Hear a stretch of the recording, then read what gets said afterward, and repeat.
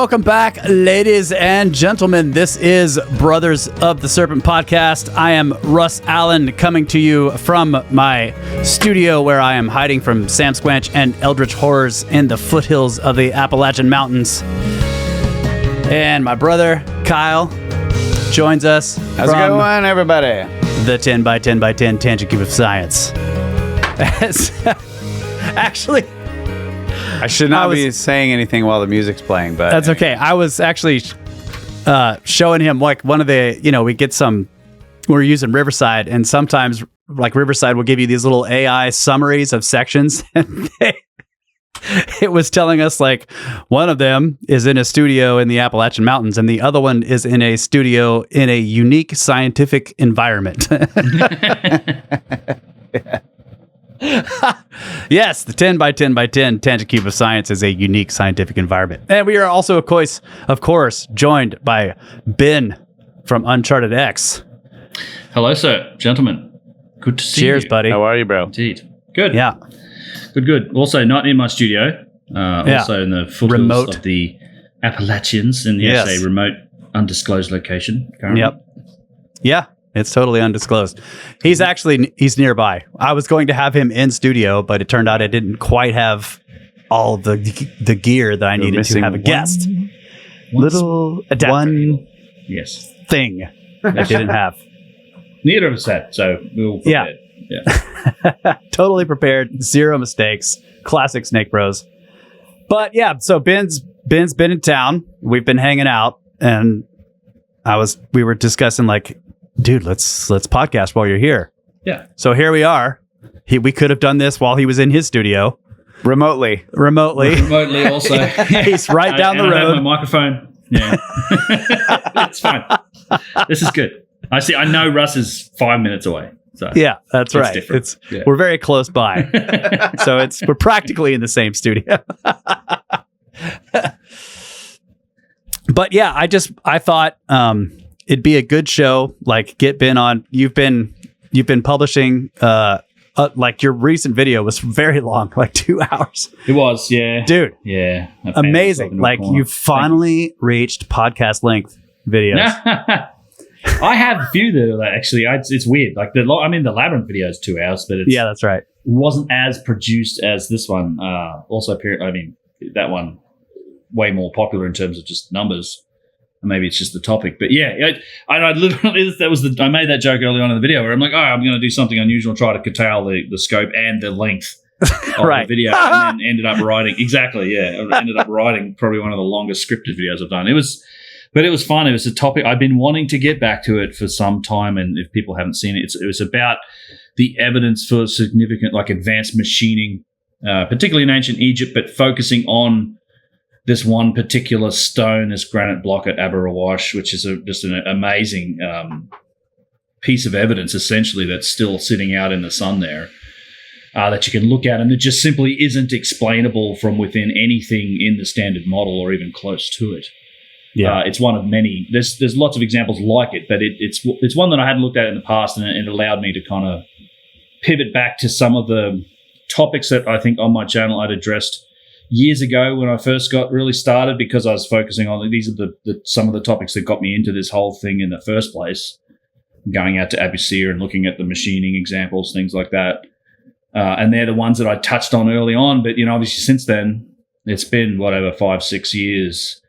And I've been to Egypt a whole bunch more. I've obviously had a chance to do a lot more research. I've had the chance to think about these things a lot longer, and my perspective has evolved, I'd say, on some of these things. Certainly, I think that what I've been like the research, the amount of evidence that I've been able to look at and experience that I have on these sites has grown a lot as well. So it was fun to try and revisit it and put more pieces together, because one of the reasons it's so long is that I was trying to basically put this evidence in the context of the bigger picture. Like, so what does this actually mean? Like, what piece does this evidence for machining play in terms of the overall perspective on the past and of ancient Egypt? So what was going on back then? Was it just, is this just an aberration, or is there what's the actual explanation for this in the context of everything else that we see there?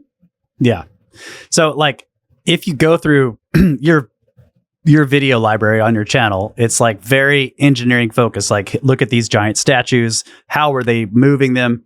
You know, how are they carving them? Why are they symmetrical? Like, look at the machining, look at the drilling, like look at the cores. And so you're working your way through all of this evidence, and you're building up like a library of evidence saying there is actually a lot of excellent evidence for something extraordinary happening in this area that we now call Egypt, but it doesn't appear to be connected with like at least directly connected to the typical dynastic Egypt civilization. Like, there seems to be two different things happening here. Like the evidence has been lumped together. Yes. Right. Yes. This is the problem that I have with making short content. It's the context, right? It's if you just come out and say like, oh, this is clearly the work of an advanced civilization that predates the Egypt. It wasn't the dynastic Egyptians. It was more ancient people. Like, well, you're a lunatic.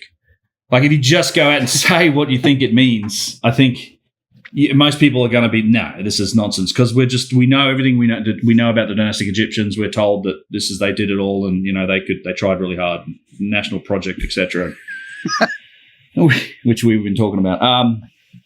And so there's a lot of context to build it up, and I genuinely do think that this overall explanation that yes, there is evidence for two different industries, a relatively primitive industry that matches the tools and techniques, and evidence that we have directly from the dynastic Egyptians, the things they drew on the walls, the tools that we found.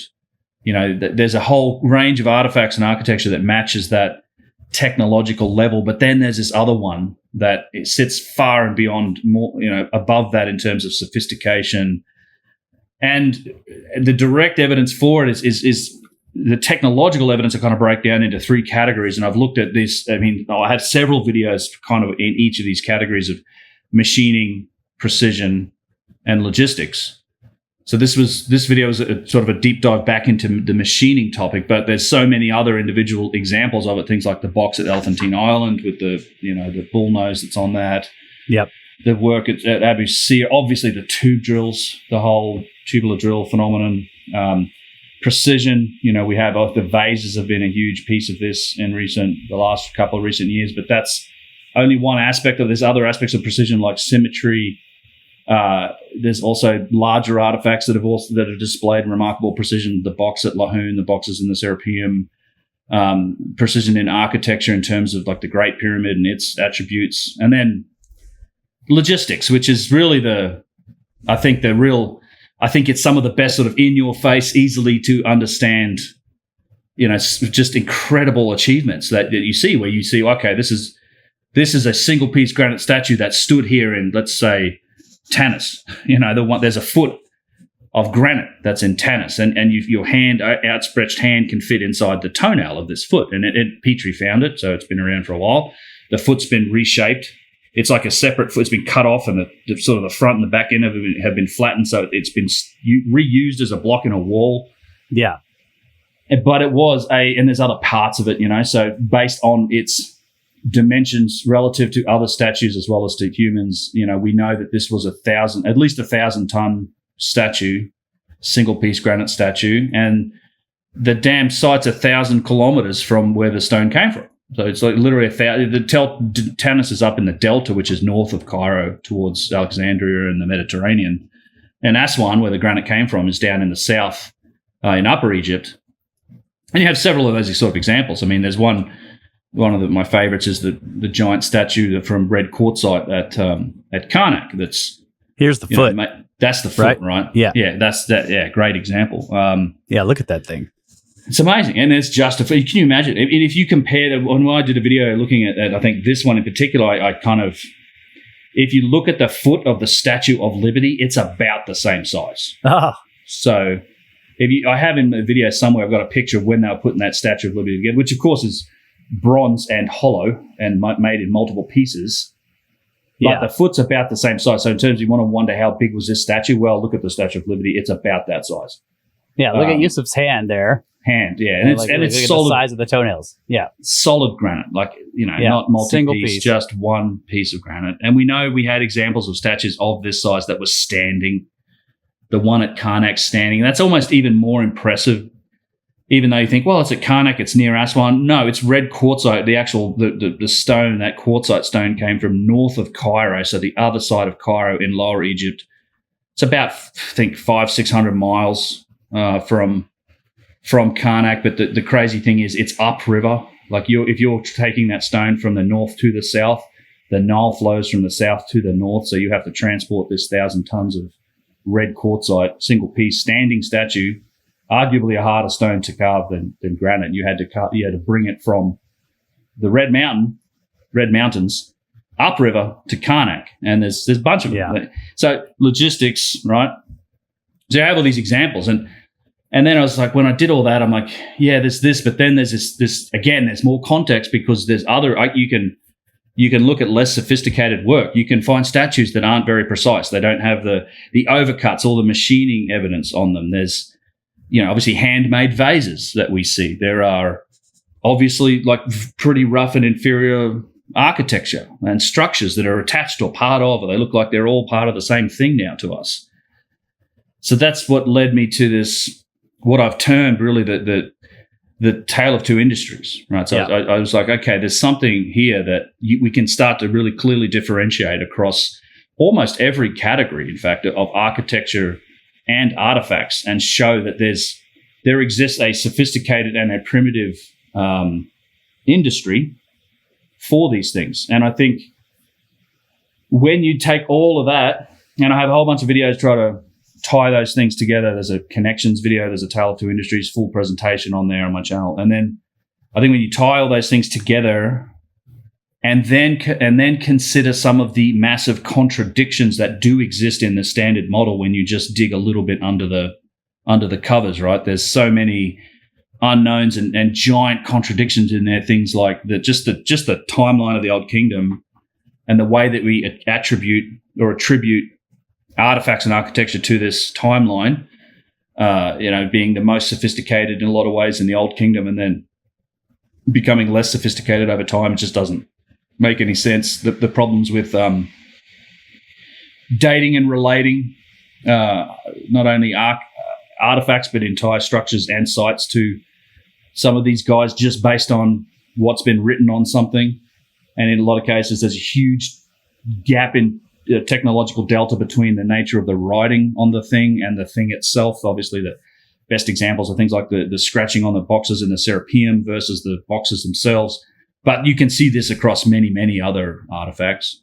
Many statues have the same issue where it's like vases. Well, the vases too. Yeah, they're really like chicken scratch, terrible. So yeah, I end up in a place where it's okay. There's all this evidence that's, I think, right in front of us, and we can see it. And there's primitive stuff, and then the Egyptians themselves, like they were really good. The dynastic, I don't discount archaeology. I mean, we know a lot about the dynastic Egyptians, their timeline, the kings, how they lived, what they were like, because they documented it, and we figured out how to translate that stuff. And they were very good in a lot of ways about depicting their tools and techniques and everyday trades and way of living with both writing and just like visual depictions. They draw these scenes. We call them the scenes on the walls. These are these carvings and steles and things that show us how they did stuff. And we found tools, and we found copper chisels, and we found pounding stones, and we found flint knives and things. And indeed their drawings show them using copper tools on wood, because copper is not really doing anything to the hard stone, but flint certainly, and pounding stones and rubbing on rock, and using these sort of primitive techniques and mud bricks and things like that. But what you don't ever see, and they never talk about, is any of these sophisticated artifacts. There's literally zero scenes of pyramid building, for example, like of the megalithic pyramids. There are scenes showing them building mud brick, either ramps or mud brick pyramids, but nothing when it comes to this other stuff. And the last element is really what they say about their own histories, because the dynastic Egyptians have this longer timeline when they talk about their own history. They kind of do describe themselves as something of a legacy civilization. They have a timeline of kings and ancestors that goes back more than 40,000 years. And we arbitrarily today depict that as myth and legend. So the whole Zep Tepi and Shemsu-Hor periods. And then we just sort of say, well, that's all just myth and legend. And it just starts with, I think it's, who is it, Mira in the first dynasty, roughly 3000 BC. And that's when it starts. And everything before that's just imagination and made up. But I think when you look at all of that and you put it together, I think the best explanation for it really is that they inherited an awful lot of stuff. They inherited a cultural memory of their ancestors. They inherited artifacts and some architecture, things like their iconography, their look. This is the Percy Shelley Ozymandias poem. If people can remember that, or they can look it up. It describes the experience of a desert traveler coming through just like empty desert sands and coming across like 150-foot tall granite statue of Ramses, right? Or just this, can you imagine? You just come across this gigantic, one of these statues we're talking about, and you'd literally think it was a god. And I think that's probably what happened, because when the dynastic Egyptians, they had some of this, this iconography, these giant statues and these sophisticated smaller statues. That iconography and that look does not change from the Old Kingdom right up to the end of the Egyptian civilization some 3,000 years later. It really doesn't change at all. And I think it's kind of like these are the gods, and we're going to continue to style ourselves in their image and put ourselves amongst them. And of course, within that 3,000 years, it's a complex story, right? This is a quite advanced civilization in a lot of ways, culturally, religiously, ceremonially. They did a lot of work. I'm sure they were renovating, they were repairing, they were reusing, they were inheriting, they were imitating. So there's a lot of nuance in this, and I'll stop my rant here, but it's a great rant. It's been a very fun and quite rewarding way to look at the evidence that we see, and I genuinely do think it does account for the evidence, all of it, like the preponderance of evidence, because there's so much more evidence now for things like cataclysm, the human timeline being way older and longer. There's all a lot of new science is bringing us this evidence that suggests that, okay, there's a lot more possibilities for these longer and more sophisticated timelines.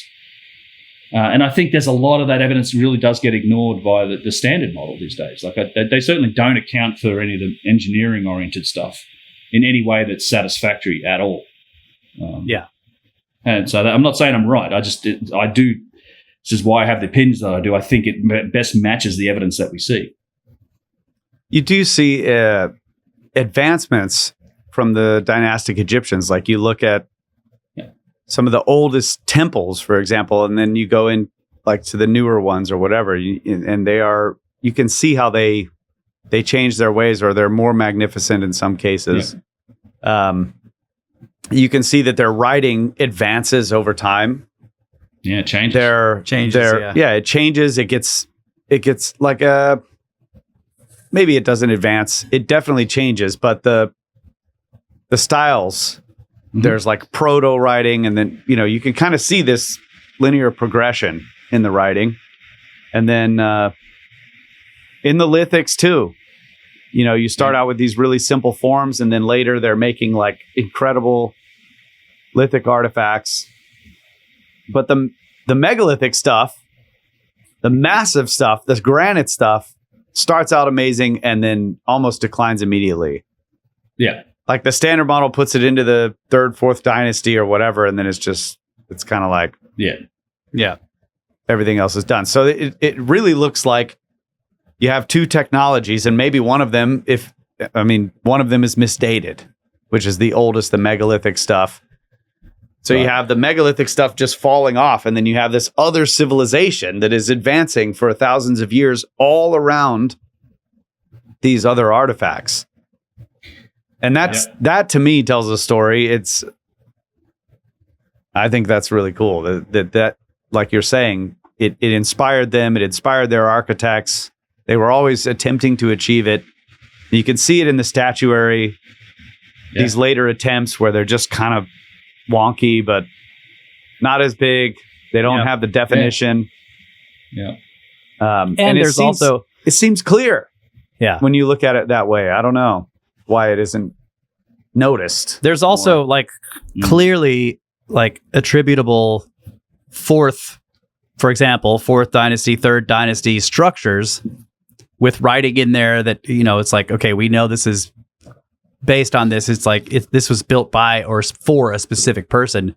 And there's already reuse in those very old structures of stuff of higher quality, where they've like reformed or reshaped something out of the white calcite or the granite or whatever, and they're already reusing something that was already old at the time of the third, fourth dynasty, and you're just like, okay, so who was doing it before this, with what tools and where, and it really does, as you travel around, and Yusuf is pointing all this stuff out over time. You really get this idea like, okay, there was already something incredibly ancient here, and they inherited it. So nice phone case.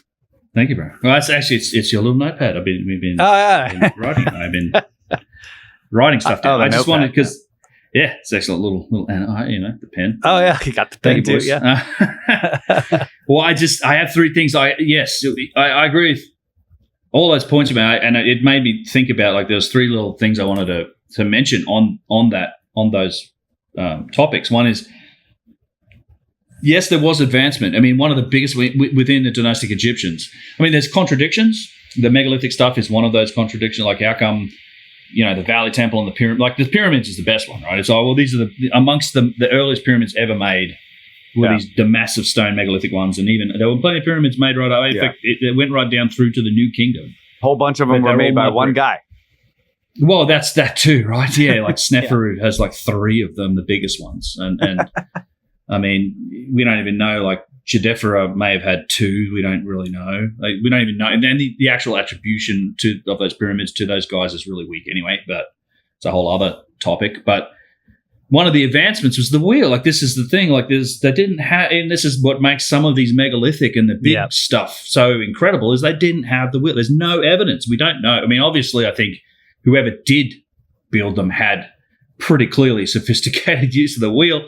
We know this from the machining evidence. The whole point of the video was to show that, okay, that you had these the only way you could shape these stones and to leave these marks in them, similar to the vases, is that you had to be doing pretty sophisticated applications, essentially, of the wheel, be them lathes or mills or giant circular saws or whatever. I mean, that's what the evidence shows, but there's zero evidence for it whatsoever, and neither is it a part of the standard model that the Old Kingdom Egyptians had the use of the wheel. In fact, everything we see from them was dragging stuff on sleds, and no force multipliers, no pulleys, no capstans, no nothing.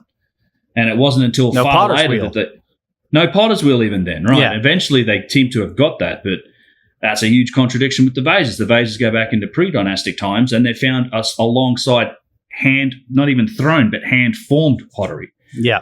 Like not even using a potter's wheel to make the pottery that they're found alongside with, yet these things display really significant and precise turning in really hard material like stone. So eventually you go down, okay, Ramses II, we've got chariot wheels, and the Hyksos have come in and invaded, and we've learnt from them, so now we're using wheels. So later in the period, like thousands of years later, they've got the wheel, and they got iron and all that eventually too. But that's like, this is the thing. I do get a lot of people look at the logistics and go, well, the Romans picked up that 300-ton obelisk and they moved it. Yeah. And I'm like, yeah. But the Romans After chopping off the heaviest part of the bottom, right? Moving it a while and being like, that this still sucks. Chopping off more of it.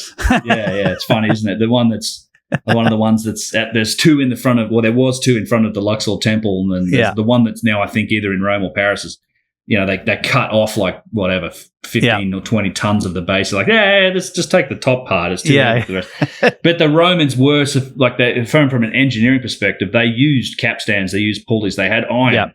They were much more, sophisticated from an engineering perspective than what we know of the dynastic Egyptians. So it's not really an apples to apples comparison. And mind you, neither did the Romans achieve the upper end of the scale when it comes to logistics relative to what was achieved back in the day. The second thing was in terms of the attribution and the statues. This is why the vases are just so damn important and such a smoking gun, in my opinion, because, like you said, the megalithic, the big stuff seems to die out early on, but it's tough to say that with things like statues and the big stuff that stays on sites. Like, I think this is a real challenge at places like Karnak and Luxor, where you have megalithic building and you have big statues, but then you also have continuous habitation. We know those sites do go back to the Old Kingdom and probably earlier, because there's evidence of occupation during those periods and the names of rulers from that time. But typically the standard model will attribute most of those artifacts to Ramses II or Merenptah and these guys that we know built a lot and spent a lot of money, had a lot of resources to renovate and use those sites, and also carved their names on things. Yeah. Now, this is a big problem with statues. It's like, well, he who carved their name on it must have built it. It could have been standing here for literally thousands and thousands of years. We don't know. And the vases aren't like that. Like, this is why the vases are amazing, because they're small enough that they could have been buried and they were buried with kings and leaders and people, and they were buried, and we know they go back well into the pre-dynastic times, thousands of years. And people can argue all day about, was it 15,000 years ago? It doesn't matter. It doesn't matter. I mean, I don't care what the earliest date is. It's just we know, and it's not controversial to say that they are pre-dynastic, which even if they're pre-third dynasty, because remember the first and second dynasty is called the Archaic period, and there's no real evidence, Yusuf might argue, but in terms of the standard model, there is no real evidence of statuary or massive architecture or anything megalithic or any big buildings happening that are attributed to the first and second dynasty, yet lots of these vases are attributed to them, and they go back thousands of years before that, and they're super sophisticated. But I just think they weren't things that just stayed on site that the next guy could take and write his name on. They're kind of buried away in these tombs and kept with kings in treasure troves. And then by the third and fourth dynasty, you have guys like Joseph, who for sure was hunting these things out, because as you would find them valuable because they're amazing. And he was robbing all these tombs of them, and that's why there's 50,000 of them or whatever found with him. And by the time you get to the fourth dynasty, most of them have been found and reinterred with those kings, and they pretty much just aren't. There's no examples of them after that. It's Imhotep comes up with a method of imitating them using alabaster, and now they're like, fine, we can take this alabaster and basically make these nice alabaster vases. They're not the same thing, but they're beautiful. They're colorful. They serve the purpose from a ceremonial perspective, and they disappear. It just doesn't make any sense from a technological perspective. You can't explain them from that, and then they don't. And the thing is, they can't. It doesn't happen in the standard model. They just get ignored. They go, they just tried really hard, and this is why they just all of the precision works. Why I do genuinely think that's why the evidence and the work that's happening around things like the VaseScan project, which is really defining the depth of precision and sophistication in some of these artifacts, is so vehemently opposed and criticized in a lot of ways. It's because it just of what it means. Like if you actually start admitting that, well, okay, these are really sophisticated, and they show mathematical principles that just weren't even couldn't imagine of anybody even considering them.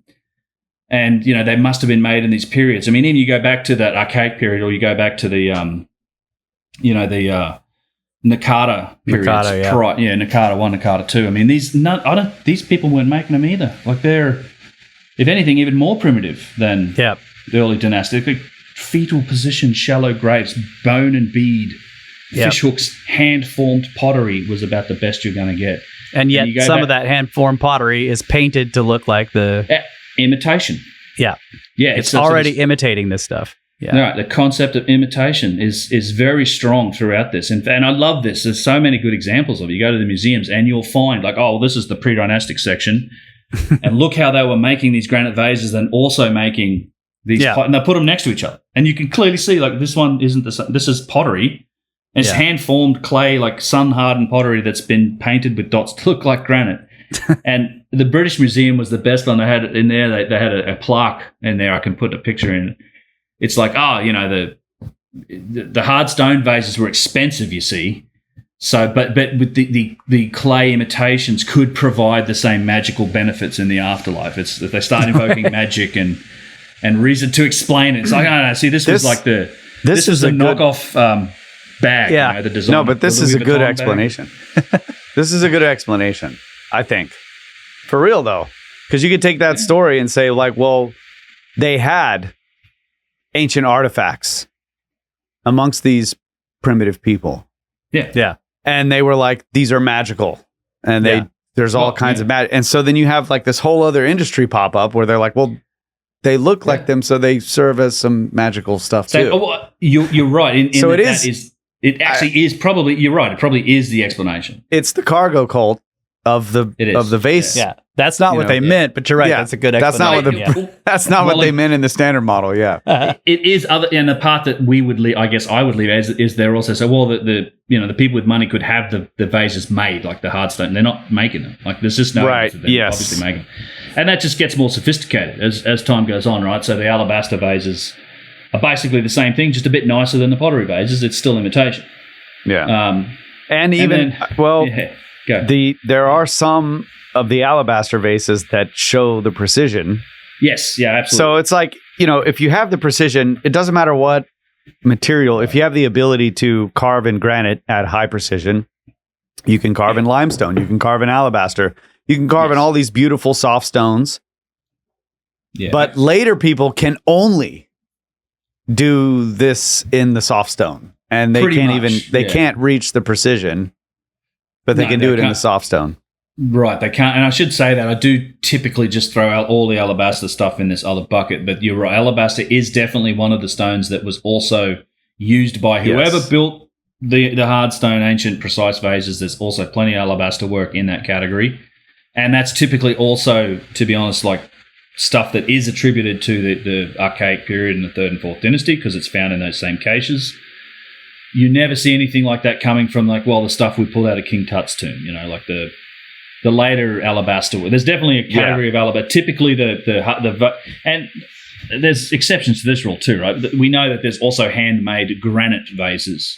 Yeah. For sure. A lot of them, there are plenty of examples where they're doing handmade granite vases. Just the difference is in the precision, and there's a super complex discussion about how you measure the precision and all that, and some people argue endlessly about that, myself included, it turns out. I'll show this. Wrote 10,000 words on my my website recently about it. This is British Museum. Look at that. These vases are absolutely phenomenal, and they do have, so they're gilded, but look at there's low quality on the metalwork here. Yeah, it's probably been which is interesting, later. But I didn't capture the entire, but look at this. Late pre-dynastic or first dynasty, right? These high quality. Also, possibly Abydos. Like they don't actually know where these came from. Yeah, they don't really know. So they're being classified by form and maybe location, which is some other people that remain unnamed like to think that stuff in museums must all have this incredible provenance. It's just not the reality for how in this. I wrote about it in this article. I don't need to get into it all, but this provenance is a hard thing to fully determine. There's only a small fraction of these things can we actually trace back to where they were dug up out of them, because people have been digging them up literally since the Old Kingdom. Yeah, even the guys in the Old Kingdom were digging them up. And this reminds me of the third point I wanted to make, Boris, which is one you mentioned is the recycling. So we have imitation, but we also have recycling of material. And I have a video on my channel that talks about the evidence for recycling in the Old Kingdom. And in fact, that's another video I need to make, because that one talked about specifically, I think, the tomb of Ra-Wer, which is a 5th dynasty vizier or priest at Giza who was recycling massive calcite column bases. Yes. So you see these things. That's what I was thinking of when I was talking about it. Yeah, Ra-Wer. Yeah, the deeper layers at Karnak, you see them. But what's a guy in the 4th or 5th dynasty at Giza when supposedly they built Giza in the 4th dynasty, right, in the standard model, 4th and 5th dynasty, and he's already recycling these huge alabaster column bases, cutting the fronts off them, making them, putting his drawing himself and making himself a flat offering table on them. And you literally on one of these things, these calcite bases, you can see the crystal growth where there was a column standing on this thing for a long time. God only knows how many years, because the actual lines, like the crystals grew up onto the column base. The column's no longer there. He's reused the base and shaped it as an offering table. And there's the other good example that I can think of that I had yet to make the video about, but we've spent a few days on these trips looking at, which is the satellite pyramids around the Great Pyramid, the pyramid of Khufu's daughter and his wife, supposedly. But on those bottom layers of those, you can literally see how the casing stones on those they're not finished, but they have been taken from some other, what was an amazingly well polished and machined limestone structure that had these very smooth curved surfaces, and you could literally see the mason's marks where they'd come and say, well, we got to knock all this finished, material off here and flatten these down, and they were in the process of doing that, and they stopped for some reason. Yep. A lot of reuse when they should have been built, like the point you're making. They should have been building all of this stuff, and yet where are they getting the reuse materials? Yeah. Also, I just want to. I've never shown this thing. I took video of this. This is also from the British Museum. This thing. Like, look at this thing. Scarab. Yeah. I mean, one from Karnak. It looks like an alien artifact. It's not from Karnak. Look at that. Yeah. Yeah, no, it's obviously very old and stylized, but it just, I don't know, though. It struck me as like, obviously very old. Cool. Yeah, because there is one at Karnak too. It is actually still there, I think. Yeah. Yeah, there is one at Karnak that people, they do the circling around it. That's right. That is the get married, get pregnant. Yeah. Circling. Yeah. Yeah. It's a fertility icon. Yeah. Yeah. It's the old school dating app. Okay, there you go. There's our exit strategy. Let's make a dating app called Scarab. Yeah. It's wholesome. Yeah. Trad. 5 times to get married and 7 That's times. Right. You want something else. Yeah. Well, you go to Karnak, seriously, there's this, you'll see a crowd of people. If you ever wonder what's going on, if you go to Karnak Temple, you see this crowd of people just walking in a circle around this big scarab, this single granite scarab. That's why. There's all the guides they love to tell people that story. Yeah. Everybody's doing it. So. Yep. There is something. Is it clockwise? I think they're going clockwise around. I think it's clockwise. Now, dude, I don't remember in my mind. They've been doing it wrong for thousands of years, bro. I know. Yeah, maybe. Because Russ went around it counterclockwise 7 times, and then he ended up getting married. That's right. He did. Yeah. This is true. I can't remember. I'm sure I could dig it up, and I've probably got a bunch of footage of it. Yeah. He went the other way. Yep. Walking against the crowd, just everyone angry. Yeah, excuse me. Excuse me. He went the other way. You're like, what are you doing? Yeah, I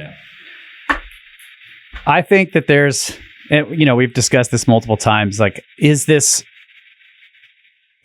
like you're building up evidence on your channel, and just through your work, you're also in the process of working on a book. Like at the same time, Graham Hancock has done this work. David Hatcher Childress. Like, people have been thinking about this and working, and including some of the big name archaeologists. Like I have this Piazzi Smith book, and like some of the stuff he says in his writings, you're just like, okay, he's on the same page in some cases.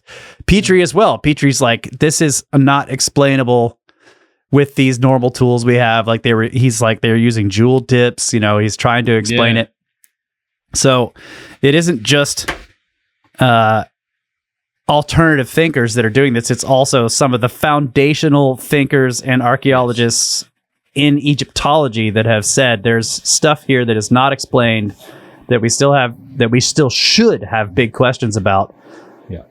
But is the story ever actually going to change? The orthodox standard model story?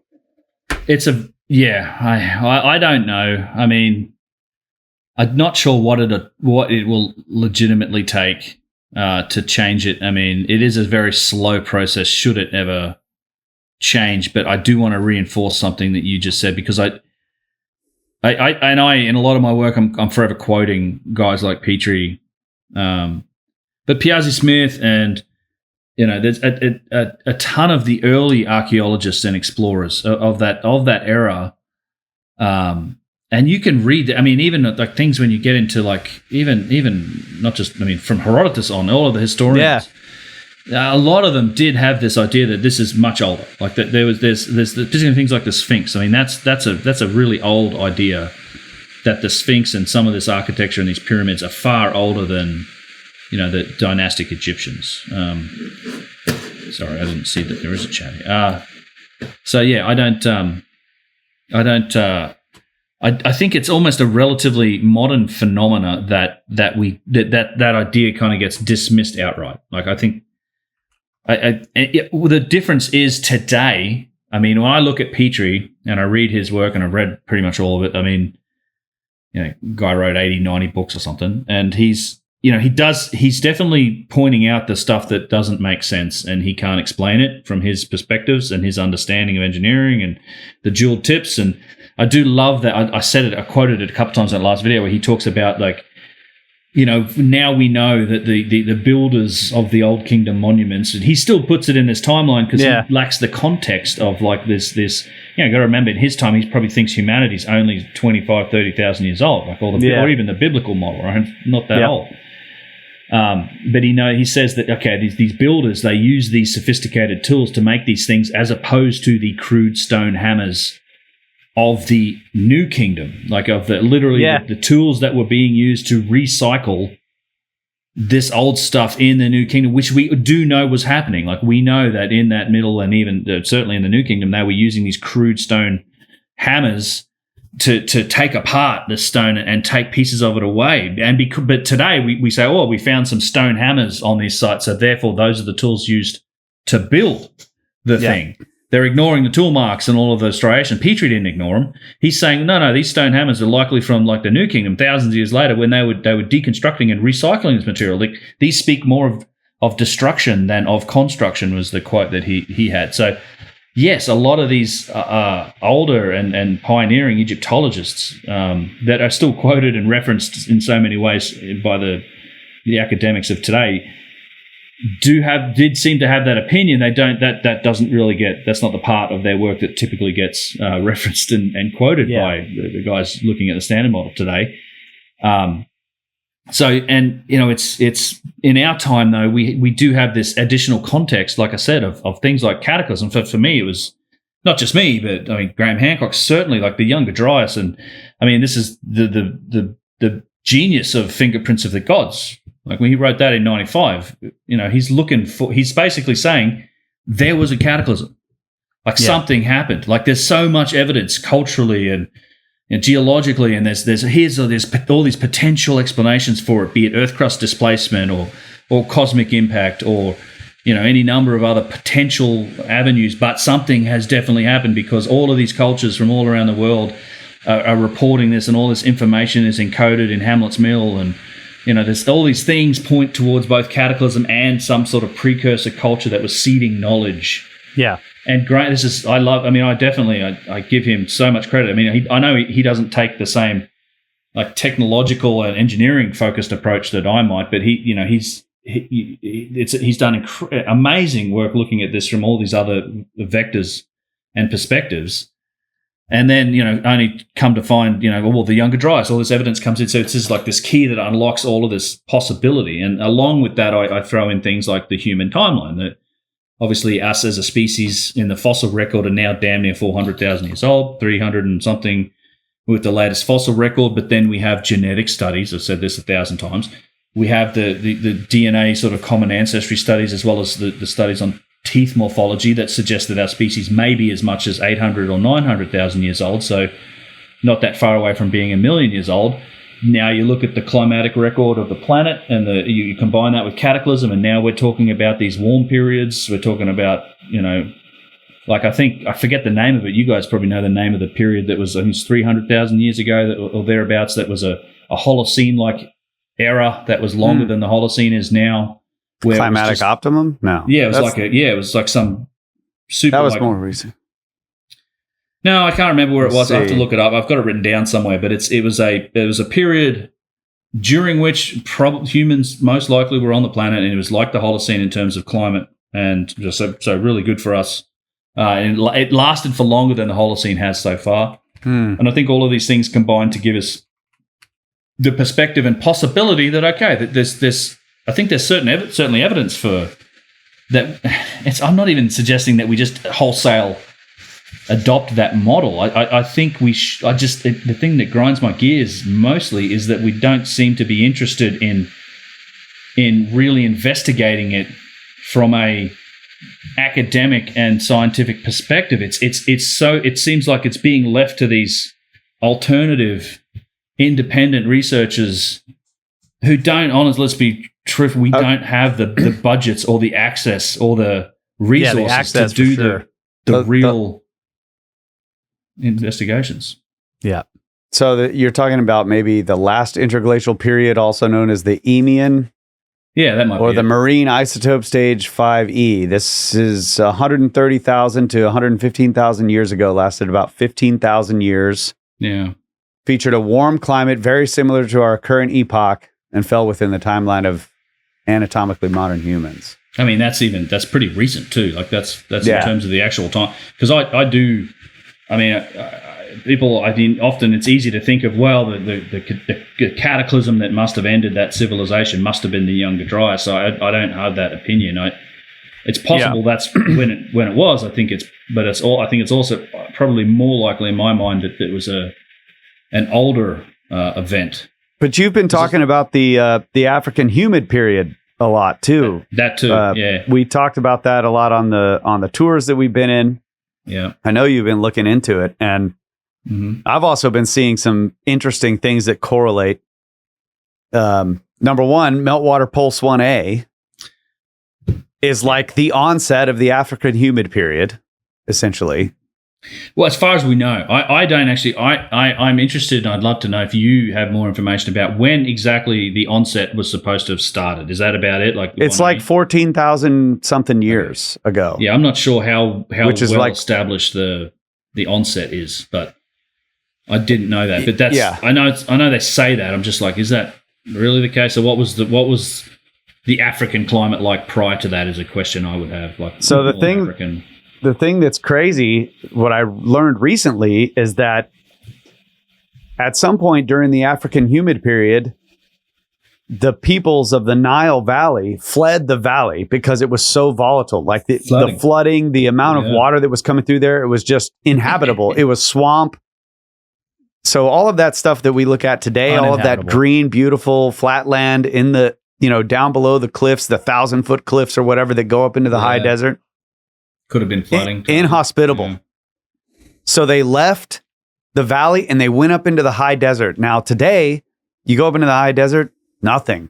I mean, it's totally inhospitable for humanity, but they were living there during this certain times in the African humid period, settlements all over the place. That's why when we go out into these crazy like desert landscapes, we find midden and all of this stuff out there. That was probably the period that they were up there. So that's what I've been looking into recently. And it's amazing. Like there were rivers up there. There were, streams, rivers flowing, from the Western desert all the way. And now they're inverted. They've sort of calcified the river sediments and then all the soil has blown away with the desert, and the river is left as a protrusion. Yeah, it's a protrusion. Yeah. The riverbed itself, so that you can right. It's crazy. You drive on top of it. Yeah. It's funny when we were out there the last time, and we went on the desert excursions, and we told our driver, we're like, look, we're looking for these lithics, this kind of stone. We're showing him the flint, and I was like, it would be near rivers. They would camp near rivers, and he was like, no rivers. Yeah, there are no rivers here. And I'm like, old, like really, really old rivers. He's like, no rivers. I'm like, okay, sorry. Yeah, I know we're in the desert, bro. Yeah. My point is to say that also, just going back to this possible older timeline, that the people who may have created these megalithic sites, they might have been at some point during the African humid period, because for them, that actually was a period where a lot of moisture was coming in to the Sahara and to this whole area of the desert, making a massive savanna full of game, full of all of these resources, and it was long enough where you could have thousands of years of a developing culture that could maybe do something monumental before it changed again, right? And you lose that system, and then you go back to, well, now it's all desert. Yeah, like 6,000 BC is about where. No, not that. So 6,000 years ago. So like 5.5. Like 5,000, 4,500 BC is when the African human period was wrapping up, basically. Almost somewhere between there and like 4,000 BC. So that's about where they say it ended, and that's when the desertification really took place again, or for the first time. We don't really know. So yeah, I don't know. It is interesting. And I go ahead. Sorry. No, I was just going to say that at that time when it was slowly ending, you have civilization starting to pop up in the Fayum. Yeah. Right. Yeah. And because this is some of the, I didn't mention it earlier, but one of the big, yes, I've made videos on this too. It's the erosional evidence, right? We've seen this on the Giza Plateau and a lot of other places. But yes. Super suggestive erosional evidence, and some of that erosional evidence though is lots of water, but how much? Well, I mean, there are guys out there that I've seen are like saying, well, the Khafre pyramid, that's wave action, like it's that high where it's like it was underwater, and it's I'm looking out from that plateau and looking out across the level of that water. I mean, no, I'm not. Sorry, it's not the height of the pyramid. But I believe that it could be rainfall oriented, which is this is like the Sphinx. Like this is the great. I love this as a contradiction too. It's like, hey, who was the idiot in the standard model that decided, what we're going to do? We're going to carve this Yardang into a Sphinx, which presumably in the fourth dynasty was already desert, and we're going to dig a big hole. We're going to put it down in the ground, and then nothing bad can come from that. Like it'll never fill up with sand. Meanwhile, it's always full genius, John. Genius. Listen, idea. it was like, this is the dumbest idea. It was janitor job security. This is a classic government contract. Still in place today. That's right. Well, they had to renew it a few times because they're still paying guys to clean the sand out of that thing. It had lapsed for a few millennium. In fact, most of the time there was a strike. There was some big ass strikes. Yeah, Thutmose the Fourth had to put another RFQ out. Exactly. But it's a great point, and you combine that with the idea that during this period, the African humid period, there was a lot of water coming, and it's you can get rainfall, you can have, obviously sheet floods and things. You're talking about. Things like that coming through. So more regular. And then, that begs the question, is the Valley Temple limestone, the Mortuary Temple limestone, was this subject to those types of erosive events? Because everything, like this is my problem with it is, and it's also a bit of a contradiction to me about that. When did the African human period start? Because the erosional evidence on that stone suggests that it is older than even the African human. You're talking like 60 to 100,000 years. And so I don't know how you explain it. Yeah. Even if you're talking about, if you apply erosional forces of places like DC, places that get 40 inches of rain a year or whatever, like those rates of that type of stone takes a long, even if you go to tidal forces, you're still older than like the standard model timeframes. You know what I mean? Yeah. Like they've done studies on coastal or like erosion of limestone cliffs that get wave action, and to get 2 feet of erosion, which is what we see in some cases in that type of material of limestone, takes a long time as well. But damn, if it's just wind and if it's rain and regular erosion, you can, some rates would suggest it's 100,000 years old. There's a lot of variability in limestone. Yes. And then when you combine limestone with seawater versus freshwater, you have different solubility rates for the salts that are in the stone. You think that's salt water up there? No, I'm saying... No, he's saying the salt water will erode differently than fresh water, because the fresh water will dissolve so much more, whereas salt water can be more at a... Right, because it's salty. At a saturation point. Yeah. Okay. So you got... It's so difficult. That's the thing. Without taking a sample of the exact stone in question and then applying like the exact water in question to that stone, it's defining a particular rate is so difficult. So it's hard to say. And we provide, and in that video, I use a lot of Randall's work here, and I looked up the original studies that he referenced. I found some more. You have to generalize a bunch of studies. Yes, it's generalized, and but here's the key point, and it's really in the comparison work, right? It's when you go, all right, for damn sure, the Western Cemetery and the stuff on the south side of the causeway has been standing there since 2700 BC. It is 4th dynasty. Like there's the Western Cemetery on the west side of the Great Pyramid is 4th dynasty work, and as are a lot of the limestone structures that are on the south side of the causeway, whether at Khafre or Khufu, probably their work. It's smaller work, but it's exactly the same material. It came from the same place. It's been there, and it's pristine. It's pristine. You would think it has been subject to the same erosional and weather forces, yet it's pristine, and you see almost no erosion on it. Right. Versus that's the megalithic stuff, argument, which is just super beat up. Like, and then it's so confusing too, because then you go, well, and not only is this megalithic limestone beat up, it's also been cased in granite for who knows how long. Like it was protected by giant granite stones at some point prior. You know what I mean? So and you can look at this. I still don't know. I still want to go and try and work this out. I still need to look more closely at it. It's things like the Valley Temple, where people say that the erosion, that the granite blocks that are still in place have been shaped to match the erosion. Yeah, I've heard that. I've heard that too. It's in Graham's books. It's been talked about and written about. Like, I would like to, rather than just doing the walkthrough, I'd like to. What I know where it is. Need some kind of access. Alcove. Yeah, it's in that. But there's this example. It's in the alcove. I keep looking at my footage of it. Next time we go in October, we can take a closer look. Maybe what I've seen, go for a day before with Yusuf on. But I've looked a lot at the casing against the limestone wherever it's available to see, and what it looks like to me is even if the limestone is eroded, where the granite is still up against it, it's dressed. Now that's not to say that it was dressed. Definitely, it was always dressed. That's what I'm saying. The limestone has been dressed.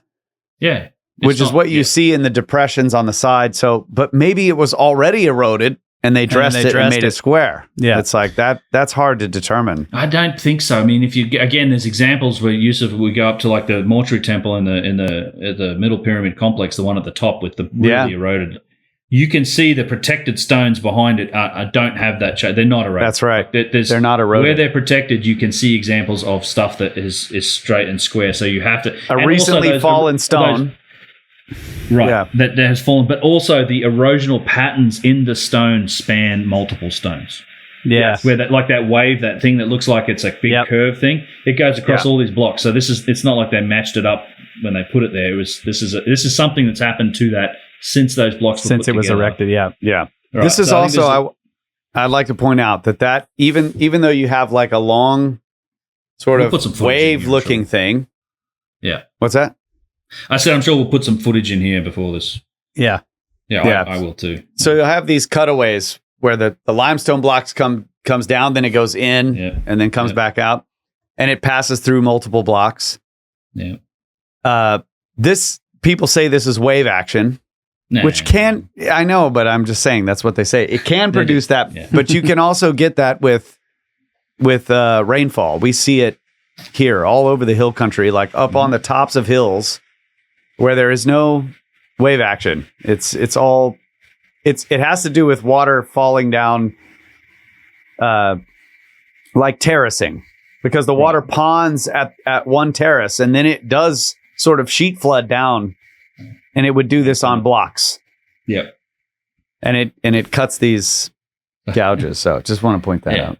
No, you're right. Yeah, it's not. It looks like it kind of looks like a wave. Like your head goes to. I don't think it's that either. I think there are explanations for it, like I said, with standing water or rainfall. Which, of course, just talking about this, we're making the assumption that there was quite a bit of rain on. I mean, it's not just the Sphinx, like Robert Schultz talk about the Sphinx, but So it's super. This is why, like, at the end of the day, between the comparison point between the other Fourth Dynasty stuff and the intense erosion, not only on the Sphinx but on a lot of this megalithic work, and the fact that, which I pointed out in that paper that came out last year, that showed that the causeways of all of these, megalithic pyramid sites from whatever Dashur up to Abu Rawash essentially were built on the banks of that extinct.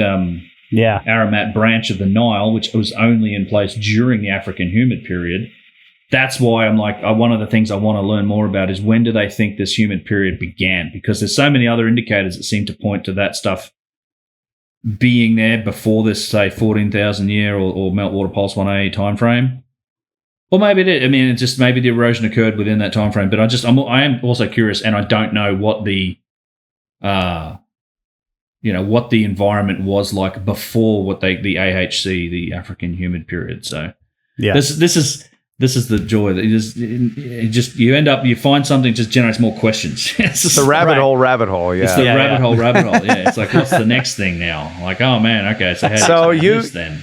So after I watched your video on the labyrinth, I was like, because I've been really interested in the Fayum. Mm-hmm. The lithics up there that were near the temple and all this kind of stuff really captured my interest. And then I watched your video on the labyrinth and I'm realizing that's in that channel right there. Yeah. So this is this massive megalithic, possibly Osirian-like structure that's right in the channel that goes to this ancient lake that used to be there. Mm-hmm. It hasn't been there for a really long time. Even in the dynastic period, it was pretty much gone. It's more like the modern lake today, and underwater, bro. And the labyrinth is now buried in this sediment that looked like the last time we were there. I'm looking at the landscape and I'm like, this is a massive gravel bar.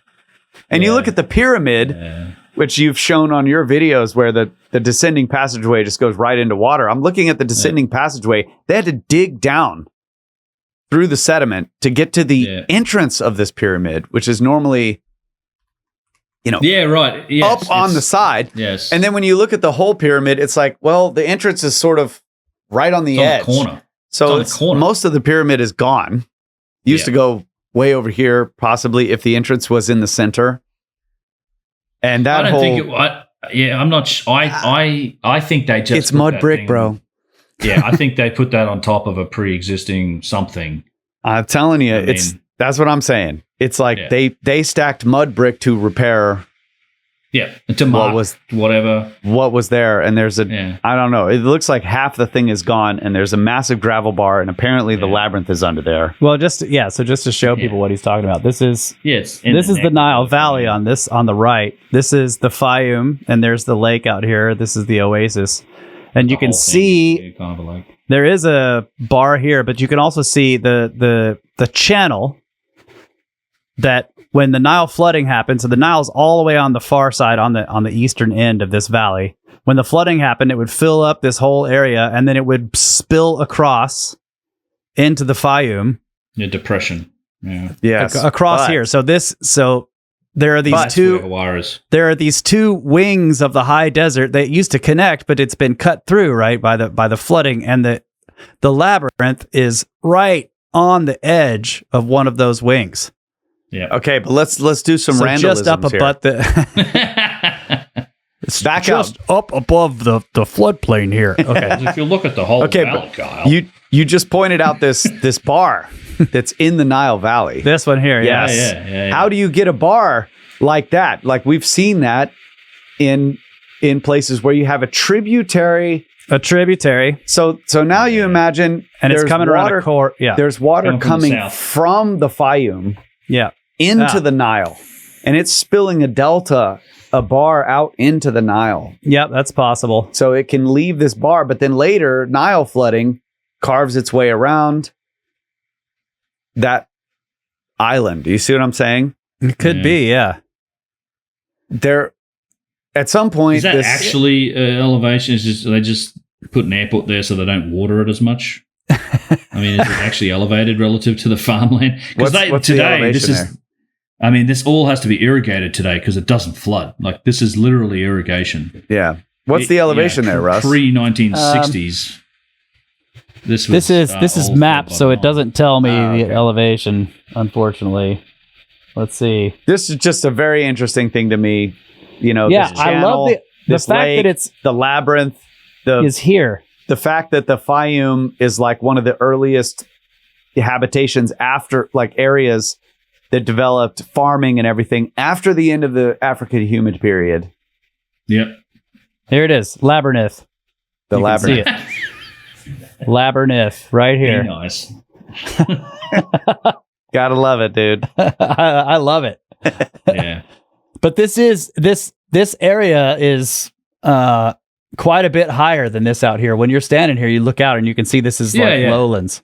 No, I was just wondering specifically about the bar in the middle. Like, I don't know. You know, it's just questioning, is that actually elevated above the farmland? Yeah, I don't know. Yeah. It probably is. Like, I can see how this would happen if this was a big flood channel, which it was. I mean, this was clearly again, the desert. So the desert is draining into this. The high desert is draining into this lake basin, and it's coming from these basalt mountains that are up to the north. See the range there? This is all draining to the Fayum, which is then falling into the Nile. It does. So it definitely does flood from the Nile. Does when the Nile floods annually, when it did at least, it does. That did inundate the Fayum as well. It did, So yes. the water levels. It's only a gradual. Because obviously the highlands are to the south. But you're right. Actually, there are some places because they are trying to irrigate and create like out there. So look north of the Fayum on that platform, they're trying to create farming lands out there and do stuff out there. Yeah. There's some massive infrastructure projects going on. That pointy area at the end of the Fayum is a channel. Yeah. I mean, the water is coming and cutting that channel going towards the Nile. And we've done a lot of desert.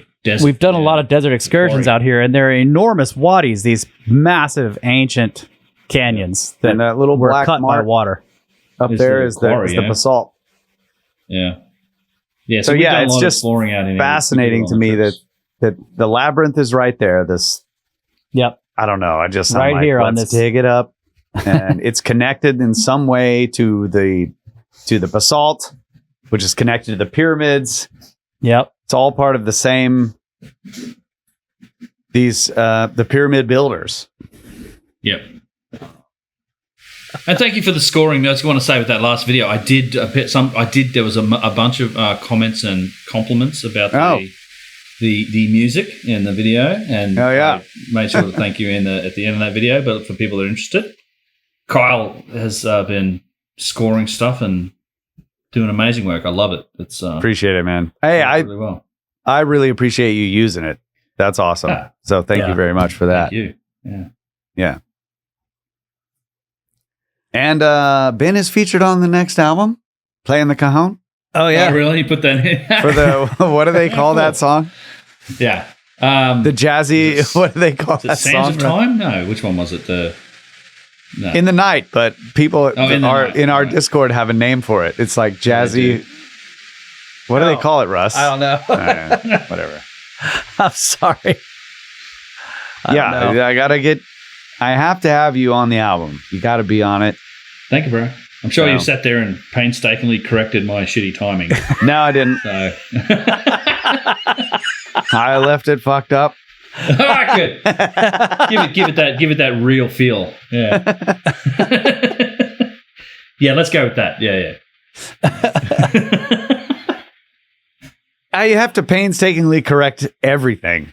It's I understand. It's either thank you, sir. You have two choices. We're either like tracking in the studio for a ridiculous amount of hours. Yeah. Or it's like as long as it sounds good, send it to me and I'll just fix it. Like you know. Fuck it, we'll do it live. I do it with my stuff, I do it with everybody's. You know, it's this is the way you make an album on the weekends. Music, yes. Guys. I know nothing. Yeah. That's great.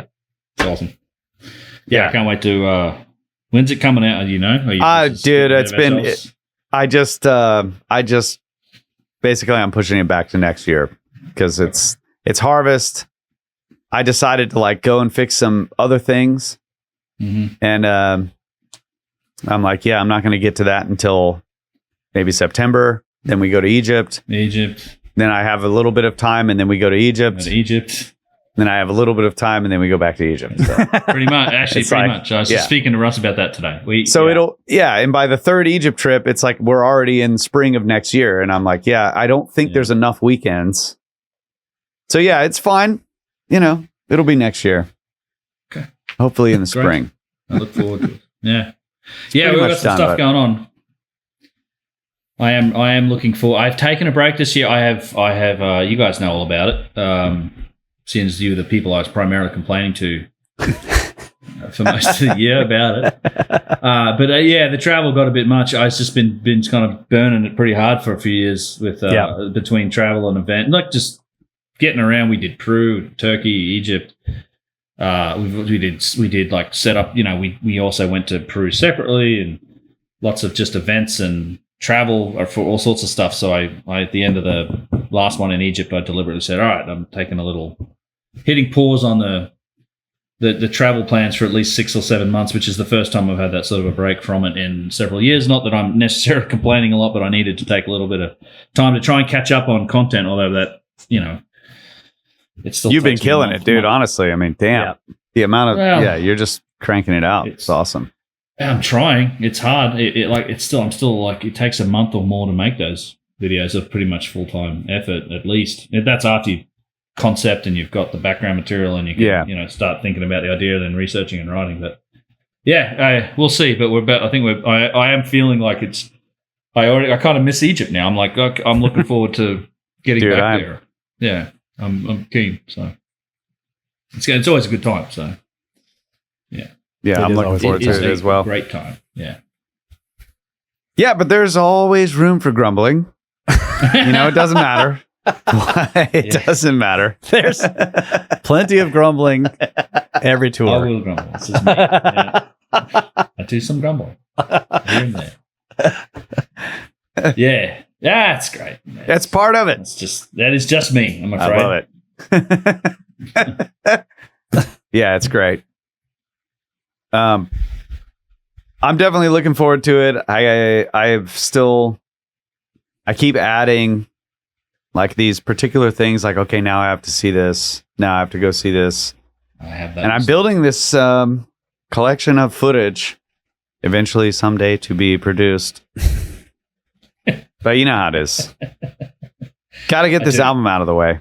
And then we can do that.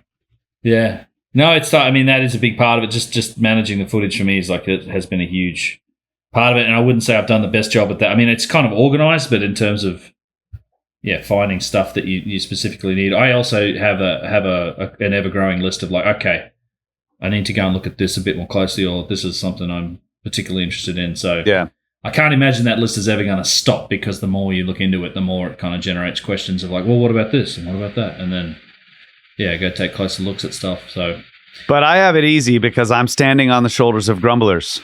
And it's like, you're like, no, bro, you need to get this. Like, don't, what are you doing taking 1080p video? Bro, you can do 2.7. No, but it's. Yeah. Yeah, it's fun. It's been, I want to say this too. One of the things personally for me that I've been able to appreciate is that certainly in the last few times I've been, it's like I'm not just filming.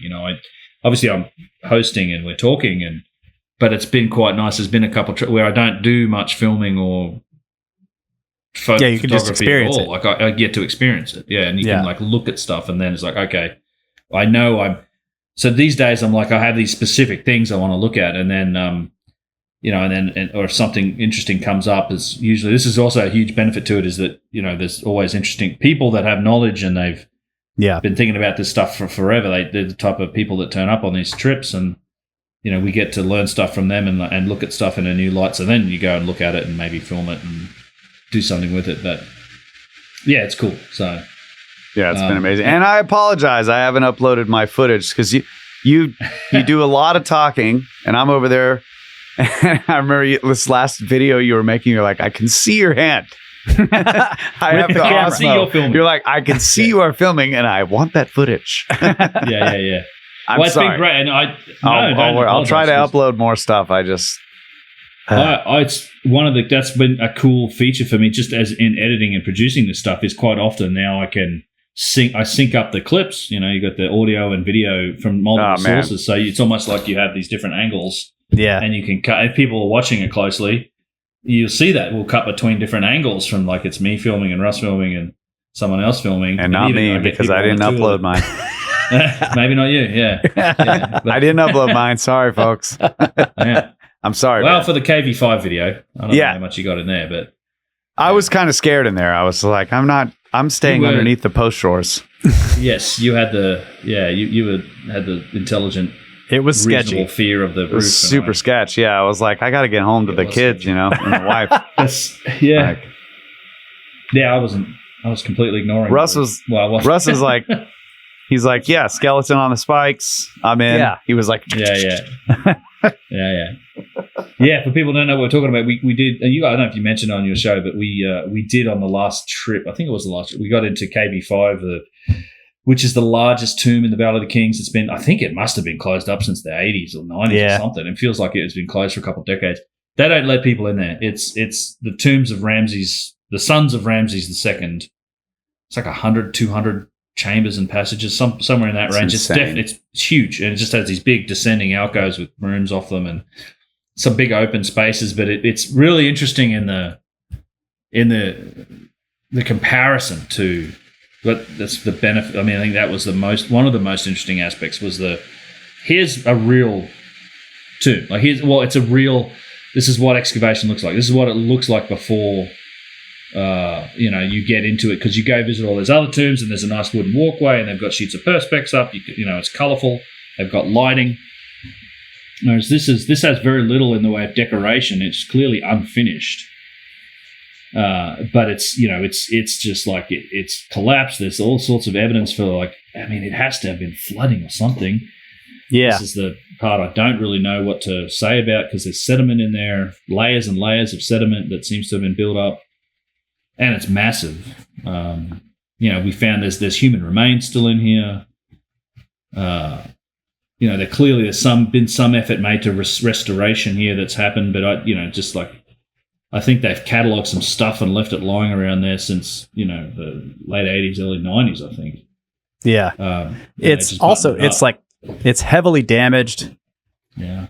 And you can see I'm sharing the video. You can see all the post shores, like basically they're holding up the ceiling with these things, but it's enormous and it was very sketchy. And look at the sediment in this room right here. You can see it. So they're excavating around, but there's layers and layers and layers of stuff that have been washed in, and it's clearly in layers. So it seems like multiple inundations, like water was carrying this stuff in and depositing it. It's really strange. It was really interesting to get in there. Yeah, look at that. Yeah. And then they've got baskets. Yeah, stuff to be sieved through. Yeah. It's been sitting there. And then potential long-head skulls and then even whole skeletal remains in places. Yep. Which, you see occasionally, but I've seen it in a bunch of places, but some people are like, oh my God. But it's I guess it is strange to see just straight up human remains. Yeah. In places like this. But it's certainly the case in Egypt. You can find, there's bones in the Osiris shaft. There's little rooms and rooms and full of skeletons and entire rooms of just femurs down underneath Saqqara. Saqqara, yeah. Some of the catacombs we've been down into over the years in there. The first time we were driving up to Saqqara that I went with you, I was in the bus and we're just driving up and there's just a skull on the side of the road. Yeah. Just in the sand. Yeah, weird, right? Yeah, I was just like, a lot of it. Yeah. Yeah. It's everywhere. So I was going to mention, we were discussing the possibility of this, some kind of precursor civilization. And this idea has been around forever. I mean, the ancients had this idea, right? So it's not it isn't just alternative thinkers today that are coming up with this. It's been around for forever. Every ancient civilization basically considered that there was a precursor civilization, some kind of maybe a golden age, a lost civilization, a time of the gods, however they termed it. They all had these stories, these legends, these myths. And then in more modern times, you have people like Velikovsky going through the myths and coming up with this same idea. And then, I know people will say like, oh, well, his astronomy was horrible. Like, yeah, so he's imagining planets flying around and slamming into each other, whatever. But he's coming up with this from the myths. And then he got the same kind of massive pushback as Graham Hancock did with Fingerprints of the Gods. And his response was Earth in Upheaval, in which he showed the geological evidence for enormous cataclysm happening all over the planet. Now, obviously, not all of that cataclysm has to have been in the human period. Like one of the sections in Earth in Upheaval was just where he was showing you, like, look at these erratic boulders, and one of them is so enormous that a whole town has been built on top of it, right? So something like there was a cataclysm large enough on this planet at some point in the past that moved an erratic bolt. In other words, moved a gigantic section of rock from where it was attached to the planet to a different place. And it's so huge that now there's like a town on top of this thing. So huge cataclysms took place, and he was showing the evidence for it. And then this, again, in Graham Hancock, Sitchin kind of goes into this a little bit as well. All of these people had their own ideas of what this meant. Sitchin went with the ancient alien stuff. But, when we go back to Egypt and you look again at the statues, like those are obviously meant to be people, humans, right? So there's no alien depictions there. Now, if the idea was that the aliens looked a lot like us, so they're basically not aliens, they're humans that are extraterrestrial of some kind. Who knows what happened? But then also another amazing body of work that is an alternative source is Forbidden Archaeology. And this one just calls in specifically? Or? It just calls into question an enormous number of things based on, like, do we have the entire timeline of geology wrong? Have humans or something that's tool making at the very least been around for 50 million years? Because the archaeology was wrong that was being done at the time, because he's referencing very old papers when the technology for dating things was much more primitive. And then because of the implications of what these people were finding, basically they're like, look, the geology is basically saying that the layers that we're finding these artifacts that we identify with primitive human cultures, like flakes, unifacial tools. The geology is telling us that these artifacts are being found below a layer that's 50 million years old. That's when the geologists invented natural napping. That's right. Like when they found those flakes, they're like, oh, yeah. They were like, they came up with all these glaciers, ways where, like, just the way the stone was being pushed, it was just flaking naturally fractured. Yeah, like just flaking it like a... It just occasionally produces a really nice... Yeah, it just makes an arrowhead, bro. Yeah, it just listen. Sometimes natural processes will make a whole pile of things that look like flakes of people making arrowheads. They literally came up with they had diagrams of like the way it was being pushed, and wow, yeah. Well, that's been the case for much of other geological processes too. Just the catastrophism side, they were doing similar tactics, right?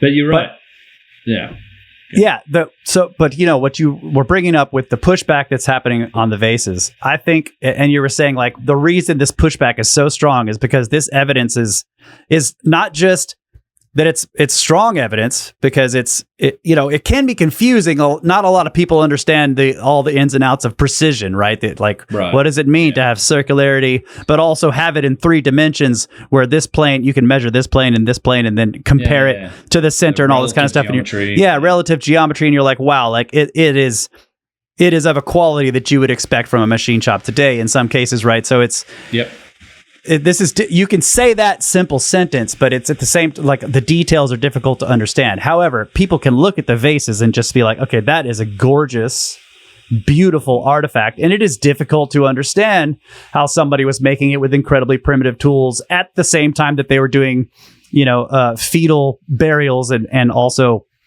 hand-formed pottery, right? It just, it doesn't make sense. So I think it's a powerful thing, but there was similar pushback on the Sphinx.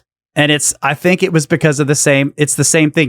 This whole story would crumble if you push the Sphinx back, because the Sphinx is connected to the Khafre pyramid, and the Khafre pyramid was built by Khafre, and Khafre is like in between Khufu and and Menkaure. And if you take the Sphinx away from the pyramid, then that pyramid becomes anomalous, and then the whole story falls apart. It's yes, I love this.